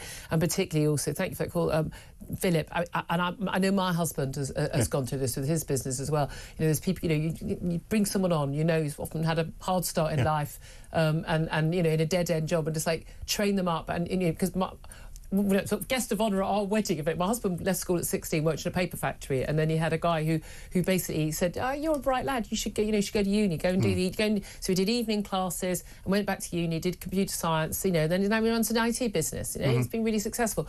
And you need to have someone often in that situation to say, hey, maybe you can do more. Maybe you do. So that's something my husband has tried to. I love him, honestly. Yeah. I know I say terrible things on there, but honestly, one of the reasons I love him is he's such a good man. He wants to sort of pay that forward, and does that for some of the young lads that he takes on. And you can feel how heartbreaking it is for David to try to help his man, not just give him a job, try and help him get a council house, try and help him feed his family, to try and do the right thing and to help young people get on. But you can't help someone get on if you've got no work to pay them for. Well, exactly, and that work, as David quite rightly highlighted, isn't coming because those that wanted the extensions would have been getting the potential bonuses or their promotion in work or others that aren't getting it because the economy stands. So because the profit's not coming in, and this is he's a perfect example of the second and third order implications of the decisions that the government just doesn't understand. And this will be happening in thousands of businesses. I'm wondering if you're a train driver who's now on 70k as your basic for 4-day week, can you afford an extension in Essex? And we'll give you David's number so he can employ that lad again so he can feed his kid rather than go on the dole. Exactly. Oh, there you go. There you go. There we go. Yes. There's a solution. Train drivers, you're going to have to keep the economy going now. It's just you guys. Right, let's go to the phone lines again. 0344 499 1000. Simon is in Basingstoke. Hello, Simon. Hello, Julia. I'm afraid it's very sad to hear about that individual, but I think this is something a lot more people are going to experience over the next few years. I mean, in the US, they've cut interest rates quite a lot, but their cost of government borrowing has actually gone up by 1% as well. Yeah. The trouble is we're facing a global recession that's already happening. But also that governments have got huge levels of debt. The UK is going to spend £106 billion just on repaying the interest on the debt we have. Yeah. So it's going to be the fourth most expensive line item in the budget. More than we spend on education and the defence. I mean, it's just extraordinary. It is, and to be honest, the government talked about introducing growth. Can anyone name me a single thing that they mentioned in the budget or they have in their policies that will encourage growth? We've got the net zero insanity. We've got an increase in the number of civil servants and the amount of regulation that we have, and we're importing more low-skilled workers who will cost more in public services than they contribute in taxes. It's so depressing. I mean, that's the thing. It's just so depressing. And we can all see it. Look at the budget. It's like they can't be serious, and yet they are. But what do you make of the fact that, so many, the people, the great and the good and the media seem to have a much bigger issue with Liz Truss's budget in 22 than they do with this one? Well, I think the Liz Truss budget was very interesting because the day before the budget, the Bank of England was selling government gilts.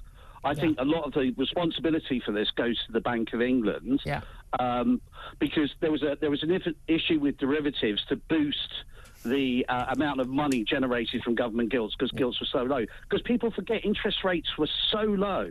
They've never been that low in history. In some parts of the world, they were negative.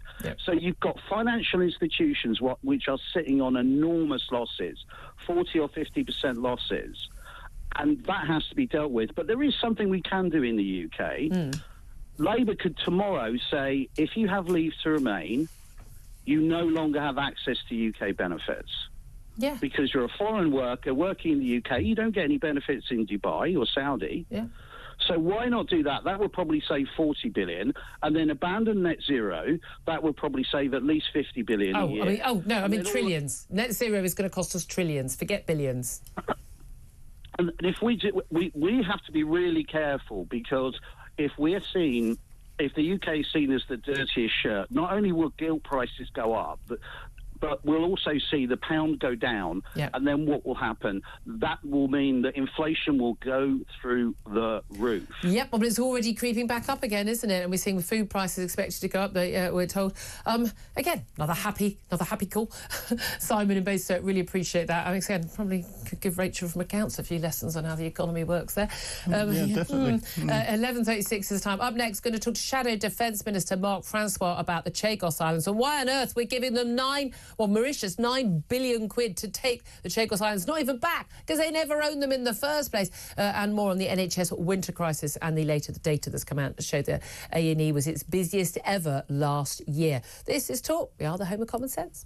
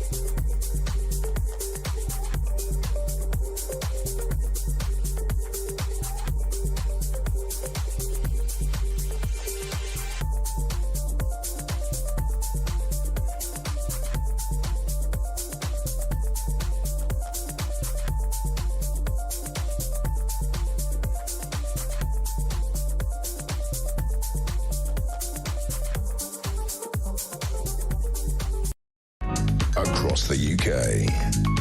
On DAB+, on your smart speaker, on your smart TV, and on your side. This is Talk. This is Talk, the Home of Common Sense with me, Julia Hartley-Brewer. Philip Ingram's still with me. Get his thoughts as a former senior military intelligence officer on the Chagos Islands in just a few moments. First up, though, let's talk to the Shadow Defence Minister, Mark Francois MP. Good morning to you. Good morning, Julia. Nice to be back on your show. Well, lovely to speak to you in a happy New Year. Absolutely extraordinary story that's emerged in terms of the sweetener for the deal that Labour is offering Mauritius in return for bizarrely giving them the Chagos Islands, which we own in the middle of the Pacific, which Mauritius has never had any claim to whatsoever. We're not giving them back. They're ours. We lease out, we have an American military base on Diego Garcia as part of the Chagos Islands, and we're basically offering Mauritius a total of nearly 9 billion quid over 100 years to have a lease to keep that military base, and we're willing to apparently pay a load of it up front, so not just 90 million a year, they'll pay a good few billion up front. A, do we have that money? And B, why are we paying Mauritius to give them something they have no right to in the first place?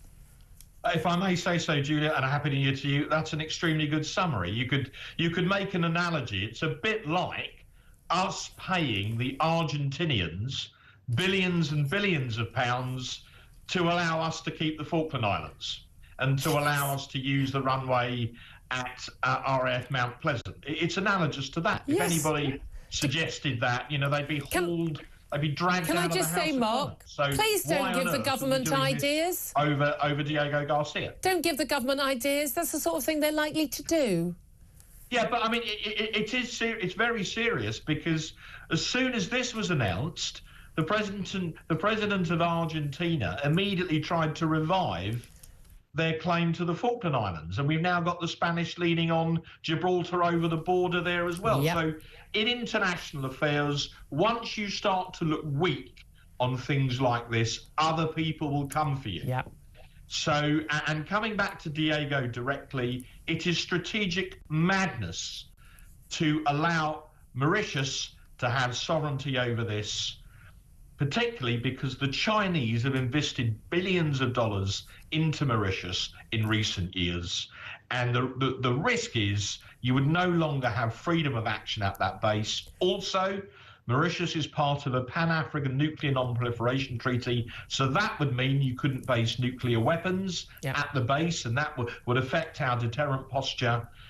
And the government are now in a desperate, tearing hurry to get this signed before the inauguration on the 20th of Jan, because the Trump administration are clearly absolutely against it. Yeah. And the Mauritians can see that, so, they've got us over a barrel. Yeah, So and we're told the new Mauritian government... going up. Well, the new Mauritian government... It's a mad way to negotiate. Yeah, the new Mauritian government apparently isn't that keen on this deal anyway. Why did the Biden administration think it was a good idea, and why did the Labour government think it was a good idea? We know there had actually been talks about this, even under the Conservatives. Suddenly, this was like a top priority. I can't believe for anyone in this country, with Labour coming in, everyone was thinking, yeah, do you know what? Chagos Islands, big issue and top priority. Everyone should be dealing with this at the top level of government. I mean, for a start, most of us didn't even know where the sodding places were. I remember when it came up in the story, we were on air, we quickly went Googling Chagos Islands.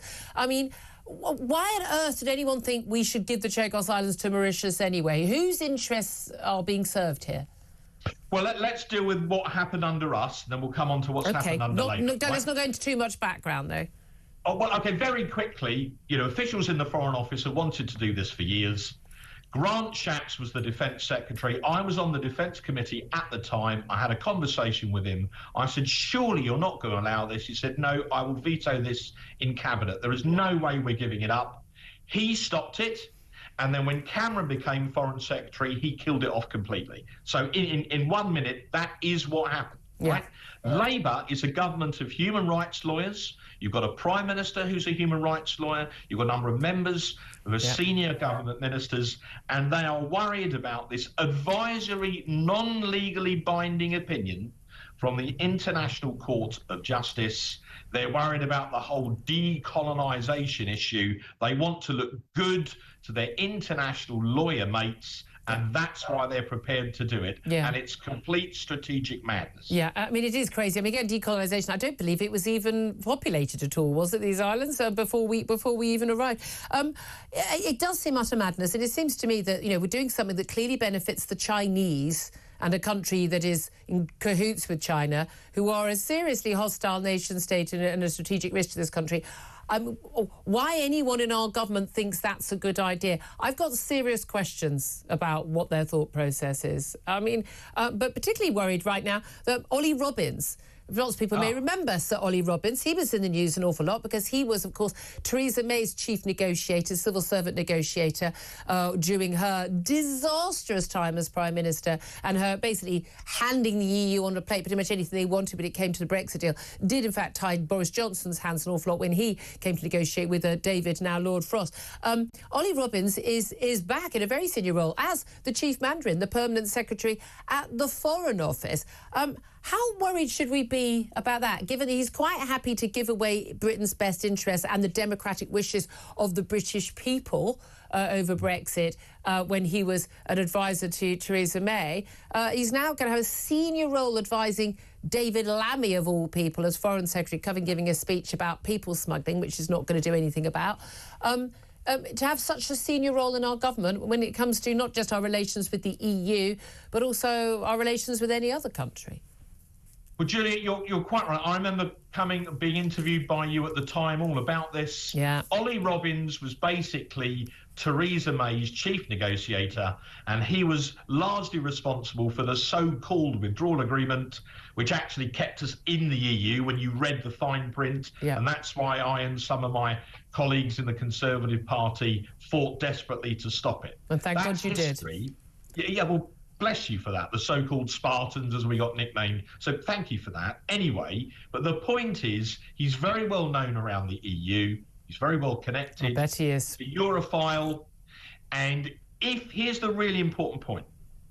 If you wanted to rejoin the EU, and I passionately believe that Starmer remains a Remainer, and deep down in his heart of hearts, that's what he wants to do, you would put Ollie Robbins in the Foreign Office. Exactly. It's your perfect pick for that mission. Yeah.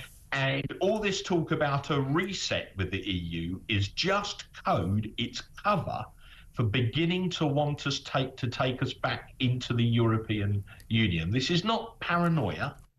They want us to rejoin. Yep. And I said to a friend of mine the other day, well, look, if they send Robbins to the Foreign Office, there's your sign. And lo and behold, that's what they've done. I couldn't agree with you more on that. I wonder where you are in terms of what the about to be new sort of terror advisor for Donald Trump, Seb Gorka. He's been on this show many a time. His call for Britain to basically, well, to all intents and purposes, do our bit dealing with the ISIS terrorists by taking back those ISIS terrorists and members who are languishing in those Syrian prison camps right now, including the likes of the ISIS brides like Shamima Begum. Is he right? Should we take them back to Britain? Well, look, America is our strongest ally on Mauritius and Diego Garcia. They, to me, have a very legitimate interest in what happens to that base. On this, though, I think this is a decision for us, the British people, who we allow into our country. I can understand the point the guy's trying to make, but nonetheless, I think that's a decision for us and our government and our parliament, and not for the United States. It's great that Assad has gone. It's brilliant that he's gone. And oh, by the way, in 2013, when we were talking about whether or not to strike Syria because Assad had used chemical weapons, who was the peer in the House of Lords that was bragging about the fact that he'd met Assad and made basically a speech in as many words saying we shouldn't? It was one Lord Ali. He of the passes for glass. People forget this. He of the passes for glasses. And he's gone very quiet now that Saddam has fallen. So we've had the Foreign Secretary saying it's wonderful that Saddam has gone and all the rest of it. Well, go and tell that to Lord Ali, who was effectively defending him in the House of Lords. Yeah, Assad, yeah, indeed. Just finally, very brief, if I could, Donald Trump, extraordinary speech at his Mar-a-Lago home a couple of nights ago, talking about every NATO member should be spending 5% of GDP on defence spending. What do you think of that? We're only at 2%. Tories and Labour are both talking. Oh, we're aiming to get to 2.5%. Do you think we should be spending 5% of GDP on defence? Could we even afford to do so? Well, when I was on the Defence Committee for many years, the Defence Committee under different chairmen consistently argued we should spend at 3%. So if you take a comparison with the Cold War, Julia, when the Berlin Wall was still up, under Margaret Thatcher in the mid to late 80s, we spent about 5%, about 5.2 at one point. So in a Cold War context, we were spending 5%. And I would argue that if you look at the war in Ukraine and you look at the threats to Taiwan from President Xi and you look at all the instability in the Middle East that we were talking about a minute ago, 2.5% is not enough. Yeah. So Trump, to be fair to him, said a while ago that NATO nations should spend at least, I think it was 2.5%. Yeah. And since then, or well, at least 2 rather, and when he said that, there were 5 European NATO nations who spent 2. It's now gone up, but I don't know any nation right now is going to be able to afford 5. But I think we're going to end up all having to spend 5 anyway, maybe doing it sooner rather than later. Mark Francois, I'll have to leave it there. Shadow Defence Minister, Conservative MP, Mark Francois, thank you for that. Very brief word from Philip Ingram on that. Well, on that, Trump's a business bully, so he's going to shout 5%, and then when he actually settles on 3%, everyone's going to go, oh, it wasn't that bad then. That's fair enough. I've never thought the US taxpayers should have to fund our defence in Europe. I think we should be paying for it ourselves. 11:50 is the time. Up next, going to talk about the NHS. This is Talk, Home of Common Sense.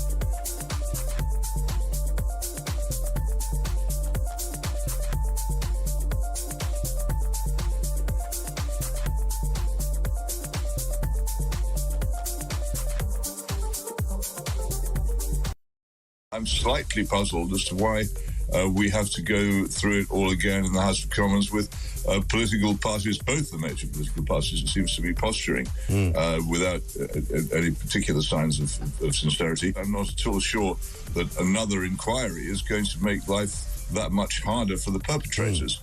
And I'm not absolutely sure why it is we're discussing this, apart from the desire of certain American persons to intervene in our politics for reasons I don't fully understand. Yes, I mean, it is kind of ironic that we are discussing it really as a result of Elon Musk.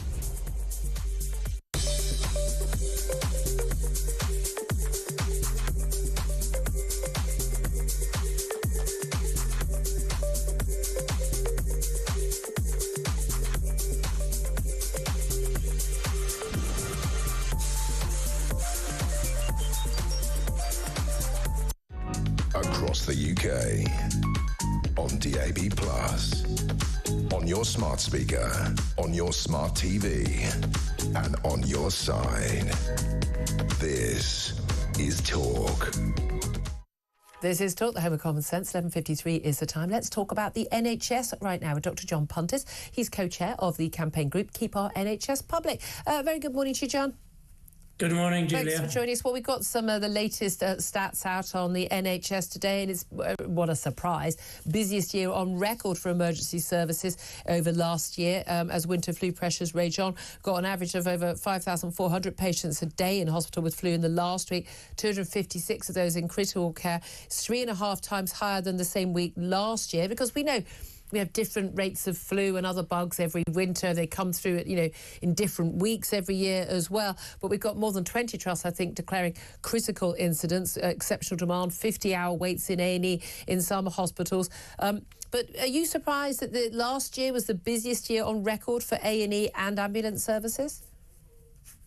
Not really surprised, because it reflects system-wide problems, doesn't it? So access to GPs, ambulance handover delays, A&E being full, and the issues with not having enough beds and not enough staff. But also an ageing population.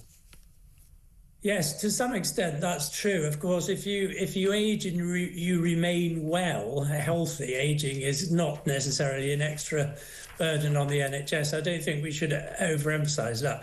But if you have the baby boomer generation, my parents' generation, in their early 80s now, they're the people who are more likely to be stricken badly, need hospital treatment for, bad flu or, any other, COVID or any of the other respiratory illnesses, rather than someone, say, of my age who just sort of stumbles on for a month with a cold and a cough.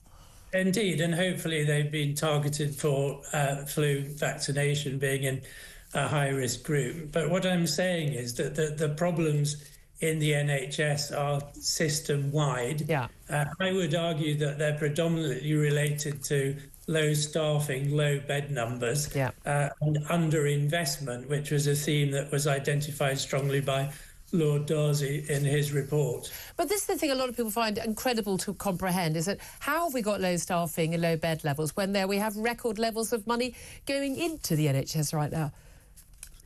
Well, of course, if you gave the NHS £1 more each year, it would have record levels of funding. So that doesn't really... No, we are talking of tens and tens of billions of pounds of more money. By the way, so much more money than that talk of £350 million extra a week. Way more than that more is now going into the NHS. Well, it's not enough to meet demand, is the answer. What would be enough? Well, I would like us to be spending equivalent to comparable European countries like Germany, Netherlands. We're not far off a lot of those countries, actually. There's not? We're not far off the spending of a lot of those countries on our healthcare. If you look at per capita spending, we're quite a long way off, and it's not been anymore. We used to be. We're not anymore. 40 billion more is spent in some of the comparable European countries. So I think there is still a very big gap. Well, 40 billion a year more, but they've got bigger populations as well. I mean, there are the different ways of making those comparisons. They also have completely different systems of healthcare. They have social insurance models, which bizarrely deliver far smaller waiting times and far better outcomes for things like cancer and heart disease and diabetes treatment. Some people, like you, are obsessed with having our monolithic state-controlled system of the NHS because you think that's the answer, despite the fact that no other country in the world other than Cuba thinks it is. Well, there are other countries, of course. I mean, Portugal, one example, that based its NHS model on the NHS. Italy, Scandinavian countries. I'm sorry, those countries do not run their model. Their healthcare models are not based on the NHS anymore. They are not run like the NHS as one monolithic. Largely based. And I think the 40 billion more relates to per capita spending. So it's not just about bigger population. Of course, they manage their services in a different way. They have social insurance. The problem with that is that adds in an additional cost to the whole thing as well. So what does that account for the 40 billion? We argue that the NHS is still the most cost-effective way of providing comprehensive care. It is cost-effective. There's no doubt at all about that. It's not as wasteful as actually an awful lot of other systems. Bizarre, terrifyingly. But bizarrely, the outcomes for going to the NHS as opposed to going into the French or the German or any of these other healthcare systems are worse. The NHS, as I've always said, it's a great system unless you want to actually keep people alive. It's not very good at that. Well, I think if we were to invest in NHS staff, equipment and facilities, I think we would find that outcomes... But the money's would there. improve. Huge sums of money are available right now and have been available for the last few years. Yes, there were the austerity years. Of course, there were. Choices had to be made. But there's no doubt at all there is tens and tens of billions of pounds more money now going in the NHS. What's it being spent on? Well, the NHS always had a 4% uplift each year until about 2000, and then that has gone down. So we're actually in one of the most financially constrained periods of the NHS at the moment. Integrated care boards are having to make £8 billion worth of savings at the present time. Yeah, well, I mean, but they've still got diversity officers and net zero officers, and everyone's still plenty of time to make TikTok videos, bizarrely. Dr. John Puntis, I have to leave it there. As you can hear the music going there, we're out of time. Co-chair of Keep Our NHS Public. Up next, going to take the news. Lots more top guests. We're going to be talking to Richard Tice, Deputy Leader of Reform UK. Plenty more besides. Stay tuned. This is Talk.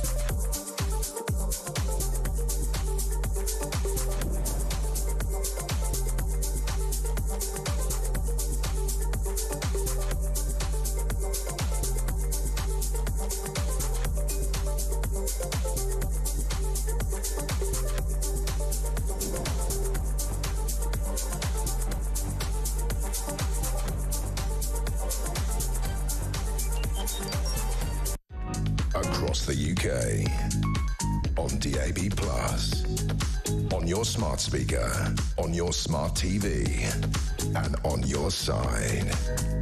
This is Talk.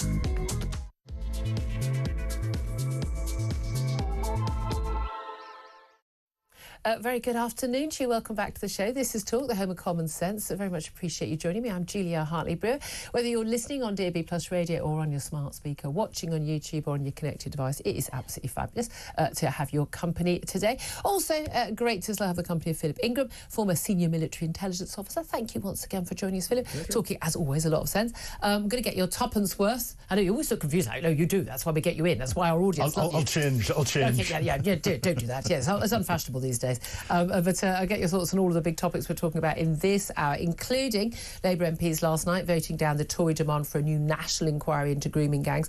Concerns have been raised over the definition also of Islamophobia adopted by the Labour Party, which they're talking about bringing into law, suggesting that the term grooming gangs about Muslims is racist, something raised by Kemi Badenoch. Also, an NHS hospital crippled by flu cases threatened to charge a pensioner £582 a night if she refused to give up her bed to another patient. I mean, absolutely extraordinary story, that. And deadly wildfires continuing to spread across the Los Angeles area, forcing the evacuation of more than 130,000 people, crucially involving an awful lot of Hollywood celebrities, some of whom now lost their homes, killing 5 people as homes are engulfed in the crisis. Going to talk to our old friend Donica McCarthy about this, but how much of this is down to, climate change, and how much of this is down to bad forest management and lack of water. We're told to be massive issues in terms of the cuts to the fire department in LA, etc. We'll talk about all of that. Plus, it has been revealed that the 14-year-old boy who was stabbed to death on a London bus in broad daylight earlier this week was, as they always are, he's either going to be an aspiring footballer or he's an aspiring musician. Well, he's an aspiring drill rapper. One of his videos has been seen online. But his mother said she wasn't surprised that this was how he died, which is an extraordinary thing for a mother to say about her 14-year-old son. It turns out he'd been taken into care. He'd spent a year living on the streets, and she says he was groomed by gangs. Is he going to be written off the same way we wrote off those working-class white girls in Rotherham and Rochdale and Telford and Oxford and elsewhere? Because, she's having sex with men twice her age. Yeah, but she's just a child prostitute. She's just a little slut. Well, yeah, he's a 14-year-old. He probably had a knife himself. He gets into a knife fight. He's in gangs. What do you expect? But why isn't your kid in a gang? Why isn't my kid in a gang? Why isn't your kid being groomed by the local kebab owner or taxi driver where you live? And why are they going for certain people? Why are certain kids getting involved in these gangs? Why are certain children being targeted by groomers and rapists? These are an issue that actually, we just don't care in this country about working class kids. The authorities don't seem to care. They turn a blind eye. I'm telling you what, if it was Sadiq Khan's son who was stabbed on a bus, God forbid, if it was my child stabbed on a bus, all hell would be breaking out. Just another 14-year-old black working class kid. So it doesn't really matter, does it? That is the message that goes out. I want to talk about that coming up. Lots and lots more to talk about. I'm guessing in this hour include Richard Tice, the Deputy Leader of Reform UK. As I said, Donica McCarthy, we're also going to be talking to the knife crime campaigner Ken Hines as well. Philip Ingham, before we go to our first guest on the grooming gang inquiry, what did you make of the vote last night? Was it right for the government to basically whip their MPs to vote against Kemi Badenoch's demand for an amendment attached to another bill, which did involve some child safeguarding issues as well as child educational changes, which I didn't agree with, but basically saying, look, there needs to be a national public inquiry with statutory powers, ability to ask people questions under oath, to get to the bottom, as she said in PMQs yesterday, to join the dots when it comes to these thousands and thousands of girls who've been groomed by gangs and raped en masse over 25 years in 50-plus towns and cities across the country. Was the government right to say no? Well, the government was always going to say no, and Kemi Badenoch knew that, but also knew that by bringing this topic out, it would detract from a lot of the debate that went on around the bill. The bill is flawed in so many different ways by dumbing down education across England, it was a bad bill. But anything that goes through Labour that Labour are putting as a flagship bill is always going to get through, given the majority that they've got. Yeah. Should there be an inquiry? Yes, of course there should be an inquiry. That could have been announced in parallel to it. But I think the thing that has let the government down with regard to the vote last night in this bill is that the fact that the Prime Minister, the Deputy Prime Minister and the Chancellor of the Exchequer didn't vote. They abstained. It's absolutely extraordinary, isn't it? I do welcome your thoughts on this. 0344 499 1000 is the number to call. Also, we'll be talking a lot this show about Chancellor Rachel Reeves possibly having to make emergency spending cuts or raise more taxes in March when she makes her next announcement on government spending, as government borrowing costs have soared higher than after Liz Truss's 2022 mini-budget. Oh, everyone was all over that, up in arms, clutching their pearls, were they not? Forced her and her Chancellor Kwasi Kwarteng from office. apparently not an issue when it happens under Rachel Reeves and Keir Starmer. Wonder what your reaction is to that. Give us a call, 0344 499 1000. You can text TALK and your message to 87222. Get in touch on X at Talk TV. Calls are charged at the national rate. Text costs one standard network rate message. Do our best. Got a lot packed hour ahead, but do our best to get some more calls on air. Right now, let's talk more about the grooming and rape gangs inquiry with Jonathan Taylor. He's a child safeguarding consultant and a former detective who worked for 15 years on child abuse investigations. A very good afternoon to you, Jonathan. Good afternoon. Thanks for joining us. Now, I mean, look, you, given your work on both sides of these issues, will have known far more the horrific details long before certainly the likes of Elon Musk found out about them and started tweeting about them over New Year, and indeed many members of the public who perhaps had just not wanted to know a lot of the horrific details of what a lot of these girls have gone through on a grand scale in so many of our towns and cities. Do you think there should be a national public inquiry into this? Julia, yes, there should be. And like Philip just said, it was no surprise that the vote went that way. That was the way it was always going to be. It wasn't a free vote, it was a whip vote.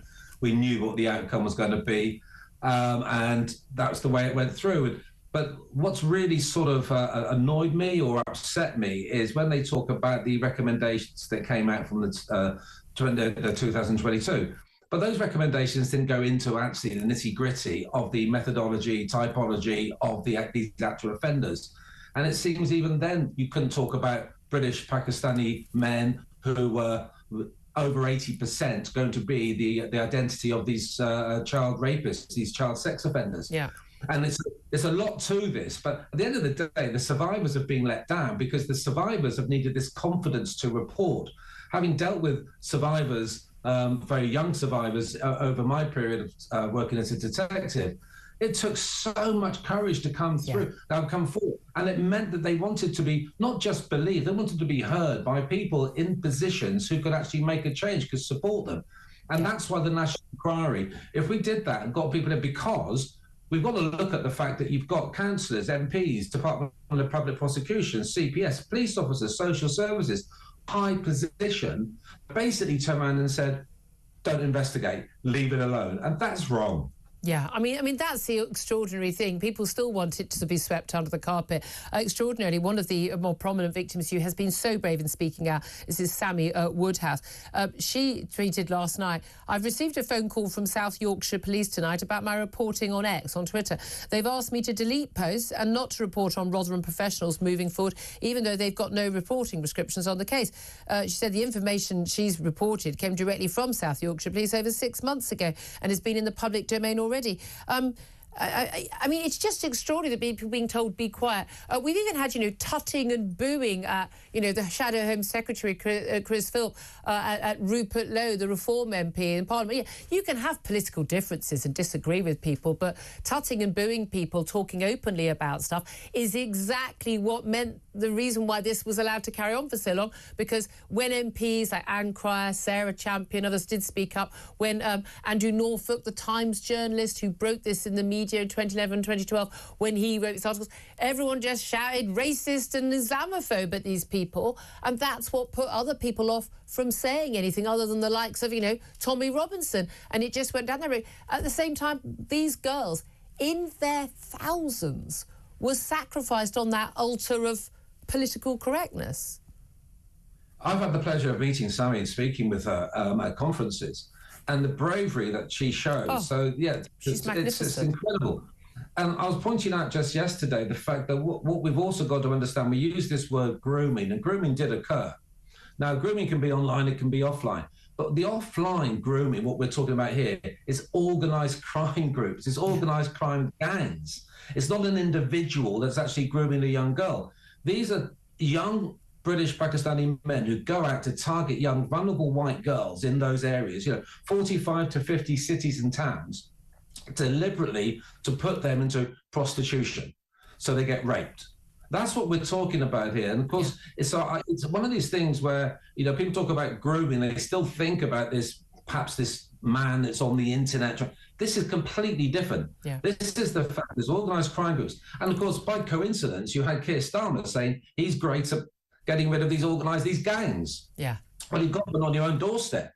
Let's go into it. Let's actually work harder and actually give us not just survivors hope and confidence, but it actually allows the detectives on the ground to not worry about when they start labelling people, because this is fact-based. It's not made up. Yeah, it's and that's the bizarre thing, isn't it? And again, it is relevant when we do. I'm amazed. If I apply for a library card at my local library, or I go and do anything, I'm asked for my ethnicity, I'm asked for my religion. Oh, for data keeping purposes. Apparently, we don't think it's relevant when it's a particular crime, even when there is a racial and a religious aspect to the abuse, because a lot of these girls, and it came up in many of the court cases, said, that they were talked about as, white slags, as white trash. And, the former Home and Foreign Secretary, Jack Straw, talking about how they were regarded as easy meat because they weren't Muslim girls of Pakistani origin, because they were other than. I mean, it's relevant, it's always been relevant, and yet even mentioning it somehow means you're beyond the pale. I just want to ask you, though, crucially on this, is... do you think that the people who allowed this to happen... I mean, we saw people allow, Jimmy Savile to abuse kids in hospital because, well, he gave a load of money to Great Ormond Street, so it's OK. He raises money for charity. We've seen, please, so the churches, Church of England, Catholic Church, probably every church, covering up abuse by their priests because, the institutional, reputational damage and the like.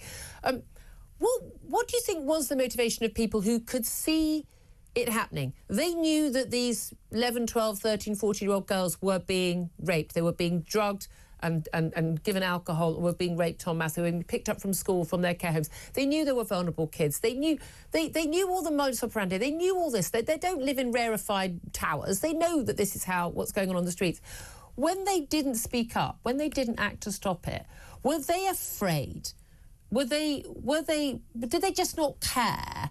Or did they think these girls were expendable, or what else? What do you think, as someone who's worked in this field?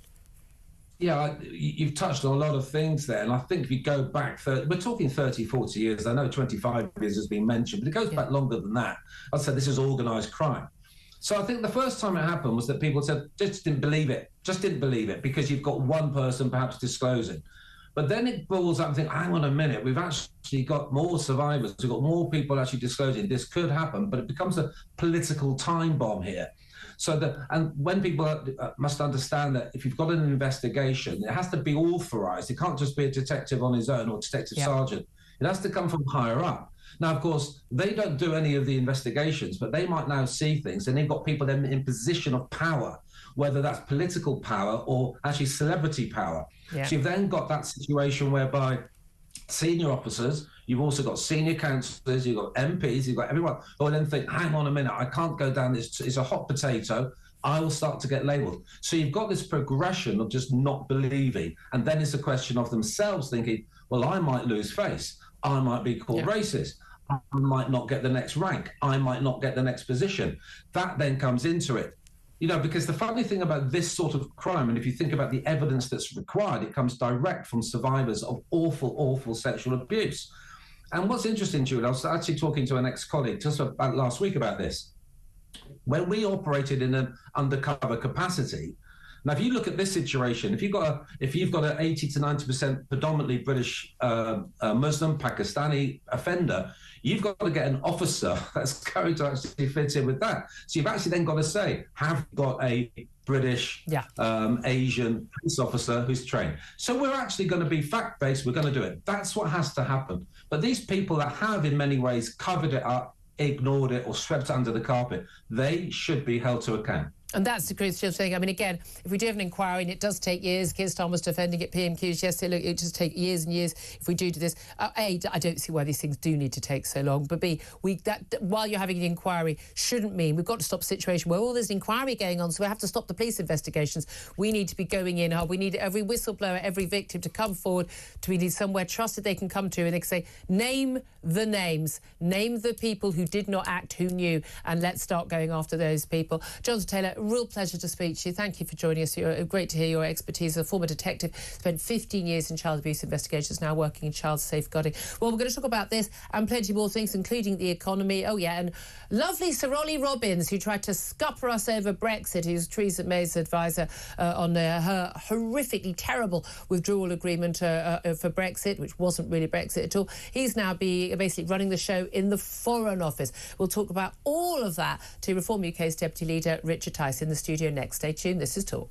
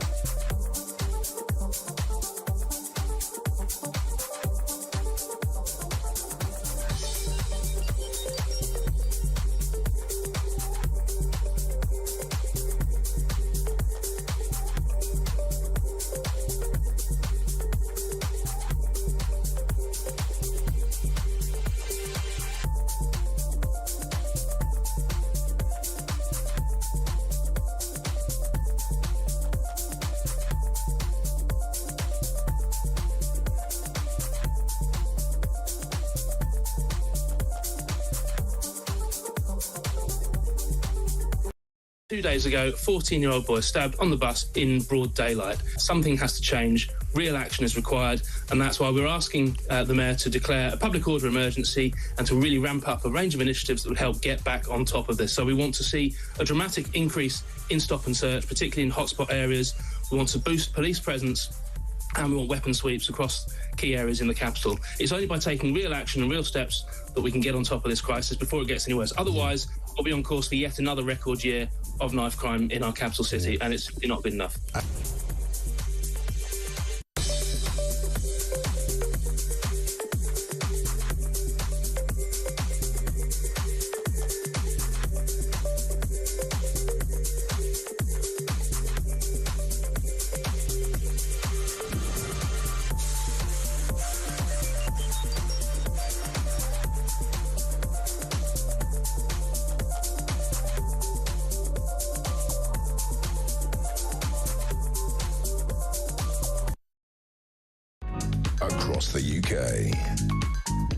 8 on your smart speaker, on your smart TV, and on your side.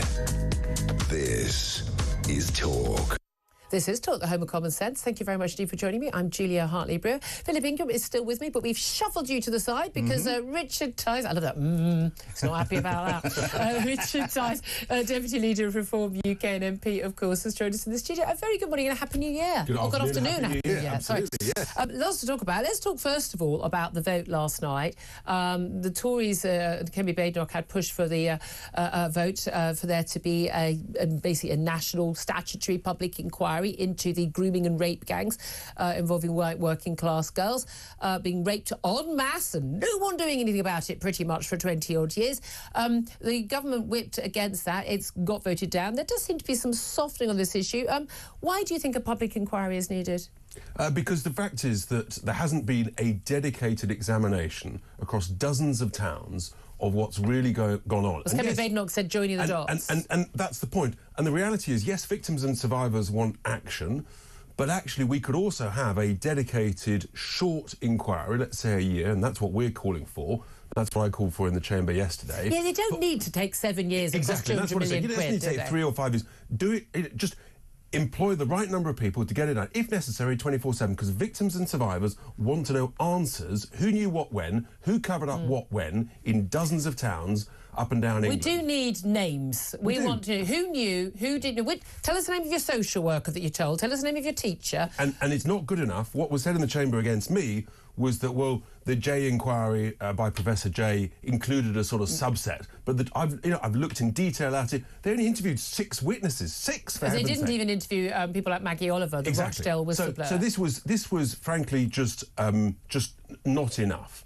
And we've got to get answers. And I think that the Labour Party and the Keir Starmer is completely out of touch with the mood of the people. What did you make of, I mean, Chris Philp, not in your party, Shadow Home Secretary, he got sort of booed when he was talking about this issue and how, the political point scoring was the accusation. Rupert Lowe, your colleague, praised by Elon Musk. Interestingly, he made some very good points, I think, on social media and also in a speech in Parliament where, a question where he literally said, these are the questions we need to know. How many, we want data. He wants specific answers. How many children were born? How many?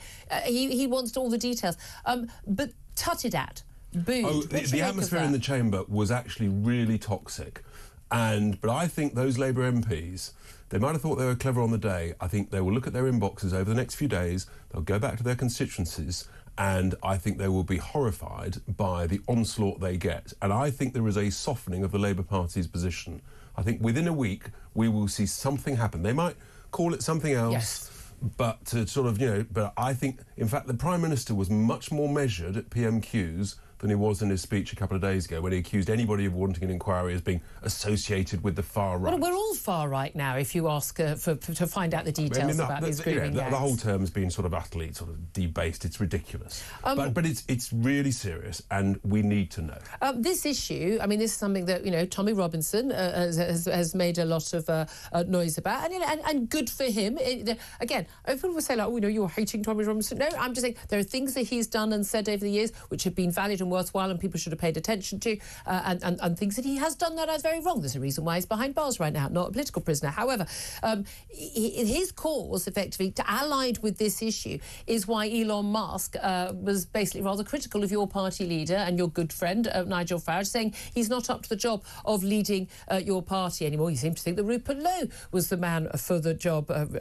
Now, where are you with Elon Musk right now? 1 minute he was apparently going to give you $100 million, and visits and everyone's shaking hands and posing in front of for photographs. Next minute, he's saying he wants none of it. Look, you can be friends with someone and respect their incredible brilliance as a fantastic entrepreneur. I love his products, including Tesla. But equally, life would be boring if you agreed on everything. And on this particular issue, we agree on free speech.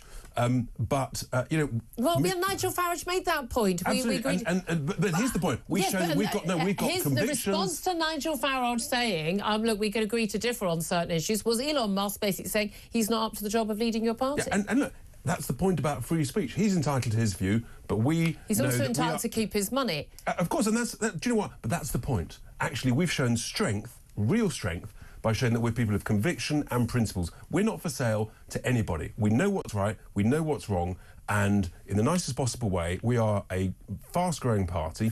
As at today, we're now polling with one poll, equal joint. We're looking to taking control, to basically being the largest party at the next general election. And look, that is your plan. That is the plan. Mr. Robinson, he's in jail, not for the first time. And, he's nothing to do with reform. He would never be anything to do with reform. We're crystal clear on that, just so anybody's under any illusion whatsoever. Certainly from our audience, there's been a lot of praise for your Nigel Farage's decision on this issue. But we see, though, $100 million would have been quite handy. I will come to local elections and that poll in a moment, but I want to ask you about, obviously, the story which It's not the most important story of the day because celebrities losing their homes in California is apparently the most important story for the BBC and other major outlets, because, you know, the old adage from local newspapers, and, you know, if it bleeds, it leads. And those, certainly the images of the fires in California are horrific. And, of course, you know, 130,000 people leaving, lots of people losing their homes, more crucially, 5 people dead. Obviously a very, very important, serious story. However, it is something happening on the other side of the world. It is something that happens all the time. What doesn't happen all the time is the Chancellor, Rachel Reeves, as she is now, having to make an announcement of emergency spending cuts or announcement of raising yet more taxes in March, because government borrowing costs have soared higher than they were in 2022 when Liz Truss and Kwasi Kwarteng announced that 2022 mini budget. At that point, everyone completely lost their minds. Massive criticism of her and of Kwasi Kwarteng. She sacked her Chancellor. She then later had to fall on her sword, lasted only 49 days in office as PM because of that massive extra hike in the cost of borrowing and the damage in the markets. It's now higher. What is your reaction to that, and indeed the political coverage of this? The reality is that the Labour government's blunder budget has collapsed confidence. Sterling is falling, investment is falling, jobs are falling. The only thing that's going up, as I've just said in the House of Commons before I came here, is inflation's going up and the cost of debt is soaring. And that means that the cost of mortgages very quickly will be soaring. And if we're not very careful, if the government doesn't change course and cut this vast amount of wasteful spending that we all know is going on, cut daft regulations and create some growth, then we are heading towards a financial crisis. Be under no illusion. And the Labour front bench and the Labour Party, they have no idea what they're talking about. They think you can just keep printing money. You can't. And the bond market experts that I've been speaking to in recent days are very, very anxious. You don't realistically expect Labour to do any of those things. Of course not. In which case, we had a caller earlier saying, you know, he runs a business, he runs a construction business, does extensions. He had 2 big extensions, but both of those cancelled. He's had to lay off a young lad he's hired, he's got a young baby, he can't pay his bills. You know, there is a knock-on effect that won't be happening to just his company, it'll be happening across the board. Lots of employers, especially the National Insurance Act, £25 billion extra tax on businesses employing people in this country. How bad do you think it's all going to get? Well, I've just said in the chamber, I've nailed my colours on the mast. I don't know when, but I'm afraid to say I think we are heading to a difficult place. It's just a question of how difficult and how soon. And you just can't keep spending more than you are earning in any walk of life, whether it's a small business, a personal budget at home, or when you're running the country, and expect your lenders just to keep lending you money. At some point, they will say no, and that is what the financial markets are now looking at. And what happens is you get a herd instinct, and they can smell blood. And my concern is the markets fairly soon are smelling blood. The cost of servicing our debt currently in Britain, one of the biggest economies in the world, is now more than the cost of servicing the debt of Greece, a basket case. It's not a great look. It's really, I mean, Greece is a wonderful place to go on holiday. Why do you think this isn't leading the BBC today? Oh, funny that. Well, look, you have to ask them. It got a brief mention on the Today programme. Yeah, look, this is the key issue facing the country today. The government's been in power for 6 months. We had the budget at the end of October, and they seem to have forgotten the last 2 months of GDP data in September, October, both down. We're heading into recession. But we do have money because we're about to give £9 billion in total, 90 million a year, but a lot of that money basically, you know, given in the first few years to Mauritius to give them the Chagos Islands, to which they have remotely no claim whatsoever. Islands many thousands of miles away. Very clear. So we do have the money. No, we don't. This is unfunded spending. You know, the Labour Party bang on about unfunded tax cuts. There's no such thing as unfunded spending. And we haven't got that £9 billion to pay to Chagos to take away our own freehold that we currently own.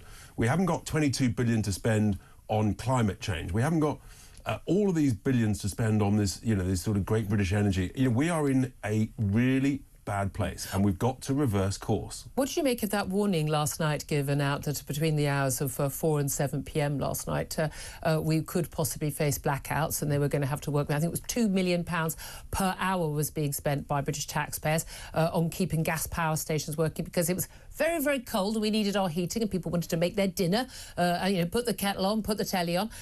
But we didn't have very much wind. This is often the case in the depths of winter, and therefore we needed gas power to power electricity, as we do pretty much all of the time.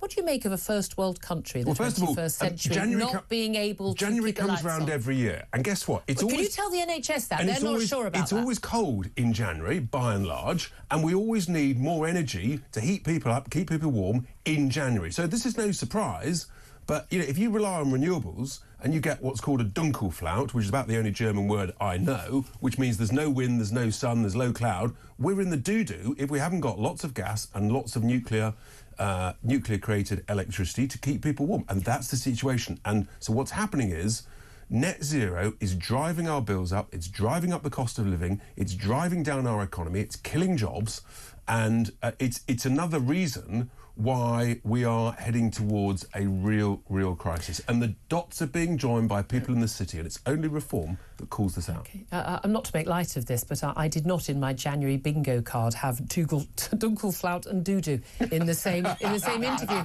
I did not. I'm just saying that. Just funny. You guys have got yourself in a tizzy about the local elections. Now, there's a decision to local councils, largely Tory-controlled local councils, being asked by the Labour government to postpone local elections by a few months. They're due on May the 1st, to delay them, some for up to a whole year, over these big changes announced by Angela Rayner, the Deputy Prime Minister, where you've got sort of district councils and county councils, everyone all on top of each other, taking out a layer. I'm sure they'll end up employing the same number of people. Who are we kidding? It's Labour making these reforms. They won't when we take charge. But basically taking them out. And basically, instead of having an election on May the 1st to then have a completely big reorganisation, having another set of elections, postponing those elections. Now, there was a lot of talk that you guys, with or without Elon Musk's money, Reform UK, riding ahead in the polls, doing well, that you could make a big show in local elections. Look, we can take a council, we could run a council. This is your big opportunity to show a little bit of progress since the election on July the 4th. Is this an issue? Because you're still going to get those local elections. Yeah, we'll They're get them not banning local elections. Yeah, well, look, whenever the elections are, there'll be some elections, but a lot less than was previously forecast. Wherever they are, we will be fighting hard. There's also some mayoral elections.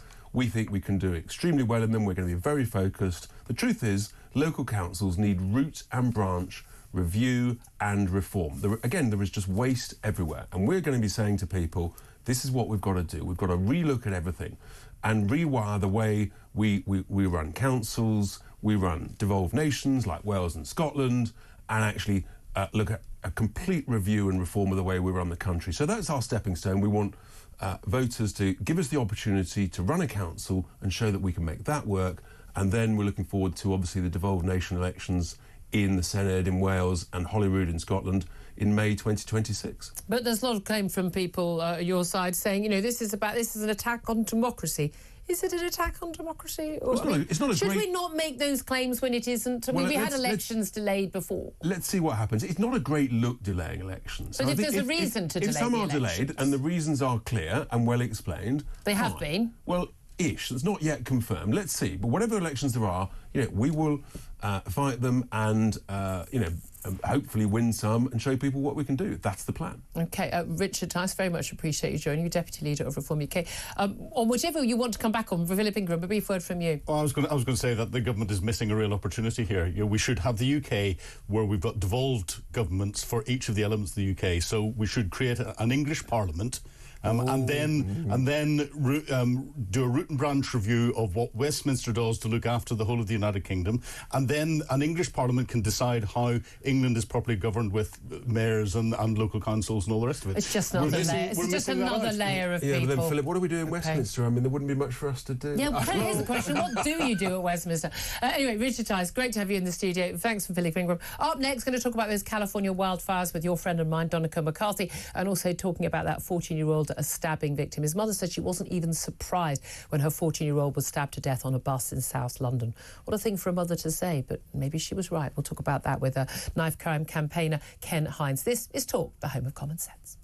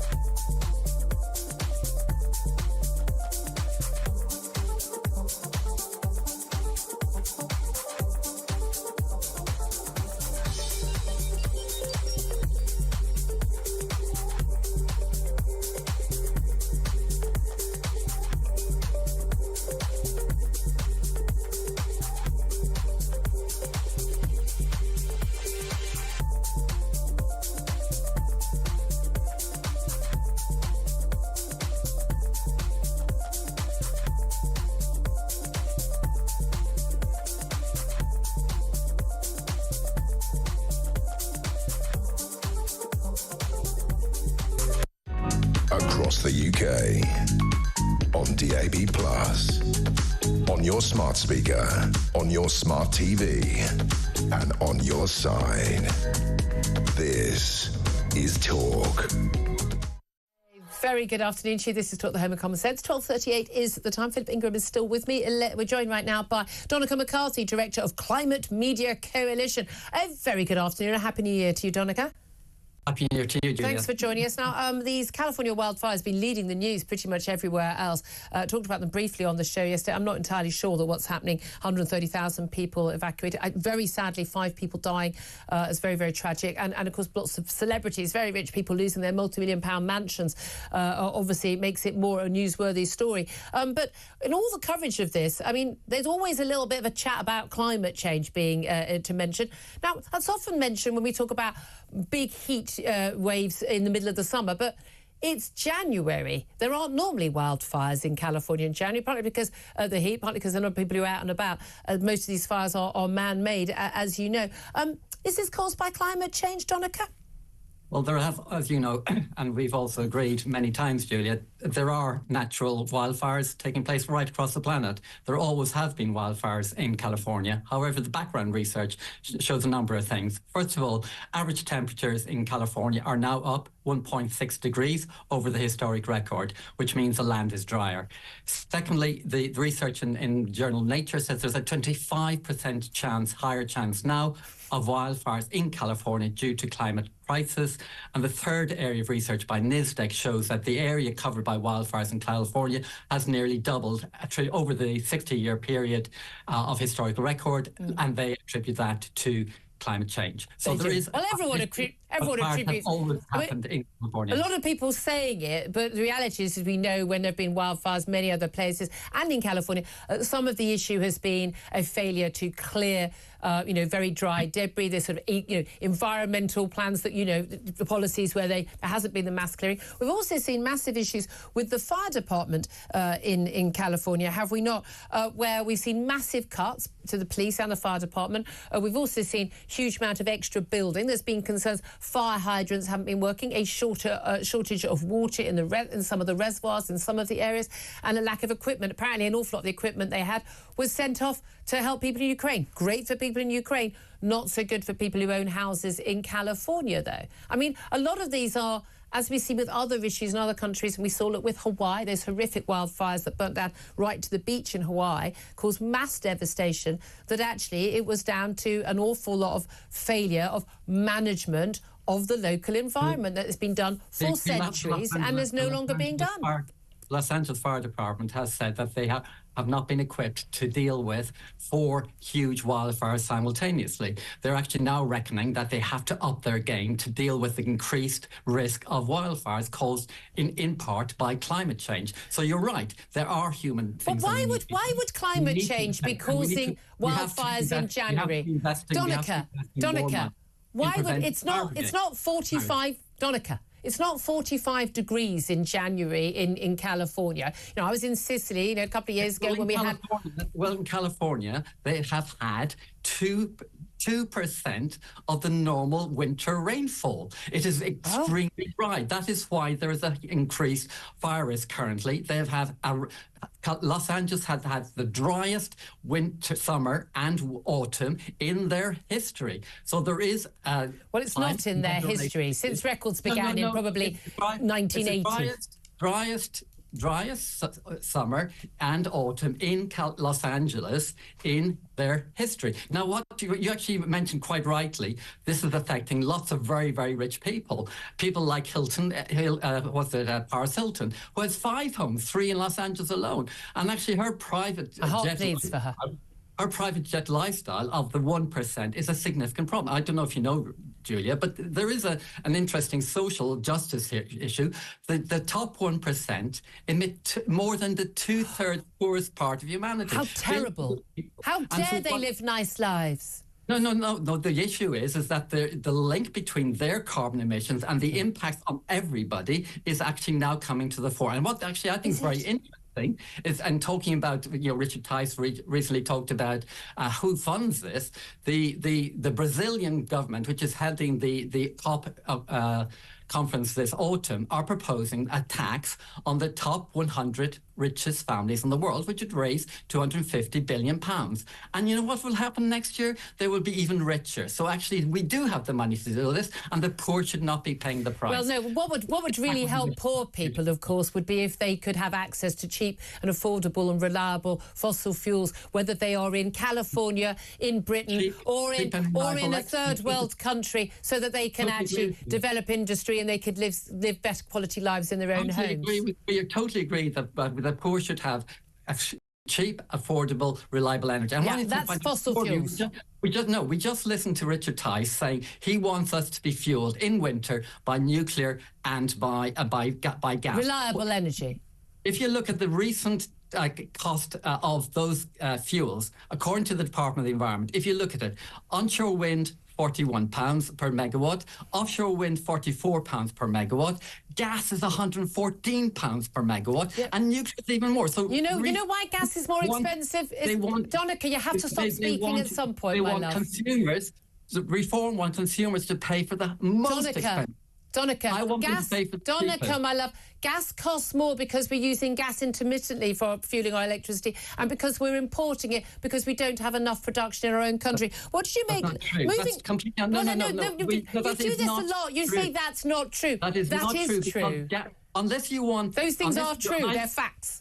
I am sure that you, Julia, are not committed to nationalising our gas and oil industry. And unless you nationalise our gas industry, we will be paying for gas at international levels. So no matter how much gas we produce in the country, the cost will not come down because it's dependent on international prices. International prices, yes. Isn't it weird, though, how America has much lower prices than us, and indeed most of Europe has much lower prices than us, where they aren't reliant on wind and solar energy? Let me put a question. The reason why we have expensive electricity in this country is because the electricity price is linked to the price of the most expensive electricity on the grid at any particular time. It's a mad. Our entire energy system is mad, Donica. On that we can agree.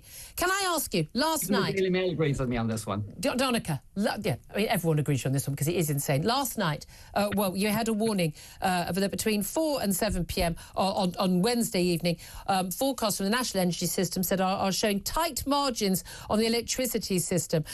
Basically, we had to pay £2 million every hour to power up the gas power stations because it was a very cold day. And what a surprise, in January, people wanted to have their heating on and put the kettle on and watch telly and make their dinner for the evening. Maybe, I don't know, put a load of laundry on as well. And we didn't have the energy for that without powering up the gas power stations at the cost of £2 million an hour extra on because we didn't have wind. We didn't have wind. Therefore, we didn't have wind power to help with our electricity needs. This is the basic problem, isn't it? Wind and solar are not reliable, consistent forms of energy.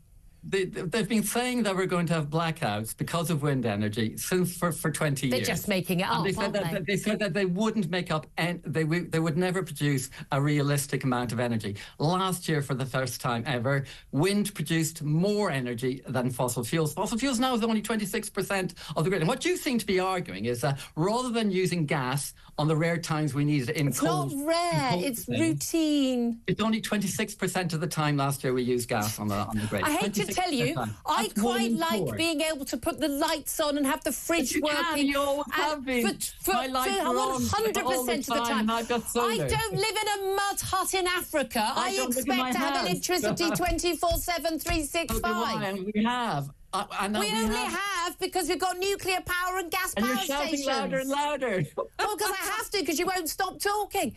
Donica, wind power and solar could operate 99.9% of the time. But what 0.1% of the time, we'd still need to have gas or nuclear or something else. Absolutely. Well, you're totally agreeing. Exactly, because they're not reliable. No, well, stop shouting me. If we can have actually cheap renewables for 95% of the time, they're not cheap. They're subsidised. They're not. They were subsidised. They are subsidised. Get up to date. Get up to date, Julia. You were right 10, 15 years ago. The current new contracts don't require subsidies. And what you're arguing, what Richard Tice is arguing for, is because we don't have cheap renewables 99% of the time, you actually want us to have expensive gas and expensive nuclear 100% of the time. It's utterly insane. Genuinely, Donica, I don't think anything you said was actually factually accurate. I'm really sorry. Actually, Look, I am actually quoting the figures from the Department of the Environment. If you look at well, in that case, the Department of Environment absolutely know what they're doing. There's no stats that I will quote, no authority I will quote that you would believe in. I don't know how to deal with that, but I can only quote the current cost of a megawatt of gas electricity is £114. A megawatt. Unfortunately, the true costs are often not added into how we. Right. We're just going to talk over each other. We're going to have to go anyway because I've got to go to a break. But Donica, always a pleasure. Donica McCarthy, Director of the Climate Media Coalition. Philip Ingram? Donica sidestepped the big issue that there is with wind and solar power in that you can't store it. And therefore, whenever there are surges and there's a requirement in winter, and we all want IOL, instant on lighting. Yeah, well, not want, we require. Yeah, exactly. No, but this is the point. You have to run a nuclear power station and a gas power station as backup all the time, or you import it. Exactly. It's crazy. Why are all these countries that are fracking having lower costs? Oh, they still have to deal with the international market. There's a difference when you're a purchaser and a net importer on the international market as opposed to when you're a net exporter on the international market. And our energy policy is crazy. You know, we're importing instead of using our own domestically available energy. It was insane under the Tories. It's more insane under Labour. I didn't think it could happen. It really has happened. So, I mean, again, this nonsense. It's not reliable. It's not secure, and it's not cheaper. It isn't. If you have to have backup for it, it's not just like going, oh, my electric car's so cheap. What? Apart from the fact you have to have a petrol or diesel car as well, just in case. It's madness. 12:50 is the time. We're going to go to break. Going to talk to Ken Hines, the knife crime campaigner, about that stabbing of a 14-year-old boy who died on a bus in broad daylight in London earlier this week. His mother was not surprised by the mode of his death. That's a terrible thing to say, but why did she say it? That's up next. This is Talk.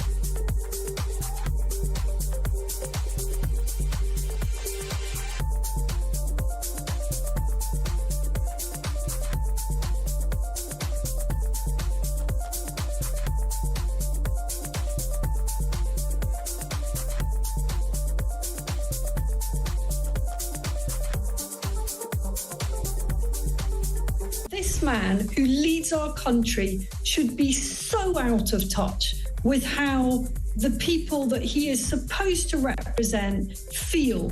You know, I am rarely really triggered by politicians. You know, I spend all my time listening to their verbiage. But that comment actually really gets me because it is so insulting to voters. It's so insulting to all those children who were abused.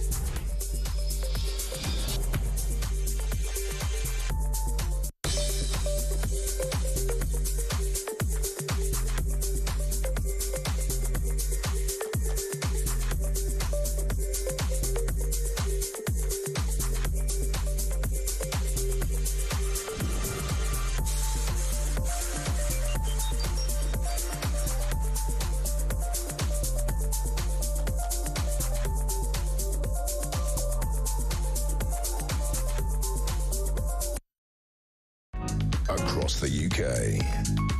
On DAB+, on your smart speaker, on your smart TV, and on your side. This is Talk. This is Talk, the Home of Common Sense. Thank you so much for joining me. I'm Julia Hartley-Brewer. Philip Ingram's still with me. I'll get his thoughts in a moment on what the next story. And this is sort of the 14-year-old who was stabbed to death on a London bus in broad daylight earlier this week on Tuesday afternoon. First day back at school for many people. And his name is Kellyan Bokassa, and he died 2 weeks after he'd laid flowers at the scene where another knife attack victim had died. His mother, Mary Bokassa, said she was not surprised that her son had died this way. He'd got involved with gangs. He'd been in care. He'd lived on the streets for a year. She thinks he may have got involved with a group, with a gang, and indeed with drugs as well. Is he more than just a victim of this stabbing? Is he also just a victim of a system which, in the same way as those white working class girls in Rotherham and Rochdale, Telford and Oxford and elsewhere, just simply didn't matter to the authorities? Let's talk to Ken Hines. He's a knife crime and stop and search campaigner and joins us. Good afternoon to you, Ken. Yeah, good afternoon, Julia. Just like to first of all just give my condolence to the mother and others that's affected by the tragic loss of this young boy. Yeah, I mean, it was fascinating. As soon as images of him came up, and there he is. He's an aspiring drill rapper, and he's miming with a gun and a knife, and people were going, oh well, he's involved in gangs, and I could immediately see people going, oh well, another little gangster killing another little gangster. We will probably, may have known the identity at some point of his killer, and it'll be another young lad like him, and people write it off. But is this actually just the same writing off of young black boys from working class families that we've seen as the writing off of young white girls from working class families in the grooming and rape gang cases? That actually they're seen as kind of perpetrators rather than victims? My thing is that I honestly believe that what we're doing is focusing on the youngster rather than giving the support that he's required to raise his self-esteem. Unfortunately, I could see myself as a perpetrator around a similar age, doing something not distant from this.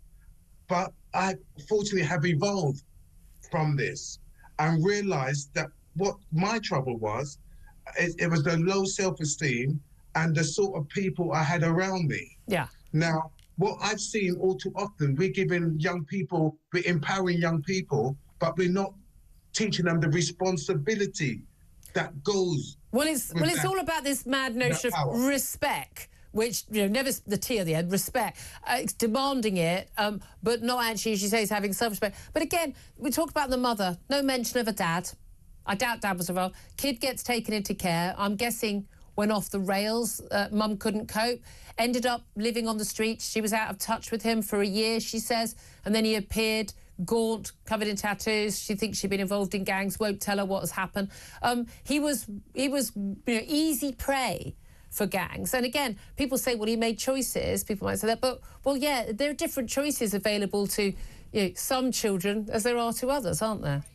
Look, it's quite clear he probably was involved in County Line, and he was placed somewhere else in one of those houses, trap houses, where they're selling drugs, and that was his function, and he was being groomed in that way. But Julia, it's common sense, because I work in this field. If we don't put our stamp on them, somebody else will step up and do just that. And we're going to always be having this. Unfortunately, the danger about the drill is that when you're trying to diss another group of people, everyone who's in that drill set endanger themselves, not only from the people who they think that they're actually dissing, but a wider group. Yeah, you have to be hard. You insult them and threaten them. They then take it back. It then goes to knives. Children die. But then everyone writes it off. I mean, what's the solution? We've got a minute. What's the solution? The solution is that you've got to deal with grassroots groups to step in on different levels. But raising self-esteem, that's through the mentoring program. We need dads to be raising their sons? And we need people like Street Barbers and the Band of Brothers to help give the young men a rite of passage and to help them focus on when that challenges or the red mist comes down, that they make better choices. Yeah. But we don't need men to step in to play father figures. We need the fathers to be there in the homes. We know this is a massive issue, particularly with the Afro-Caribbean community. And again, it's one people don't like to talk about, but it's a huge factor for a lot of these boys. Look,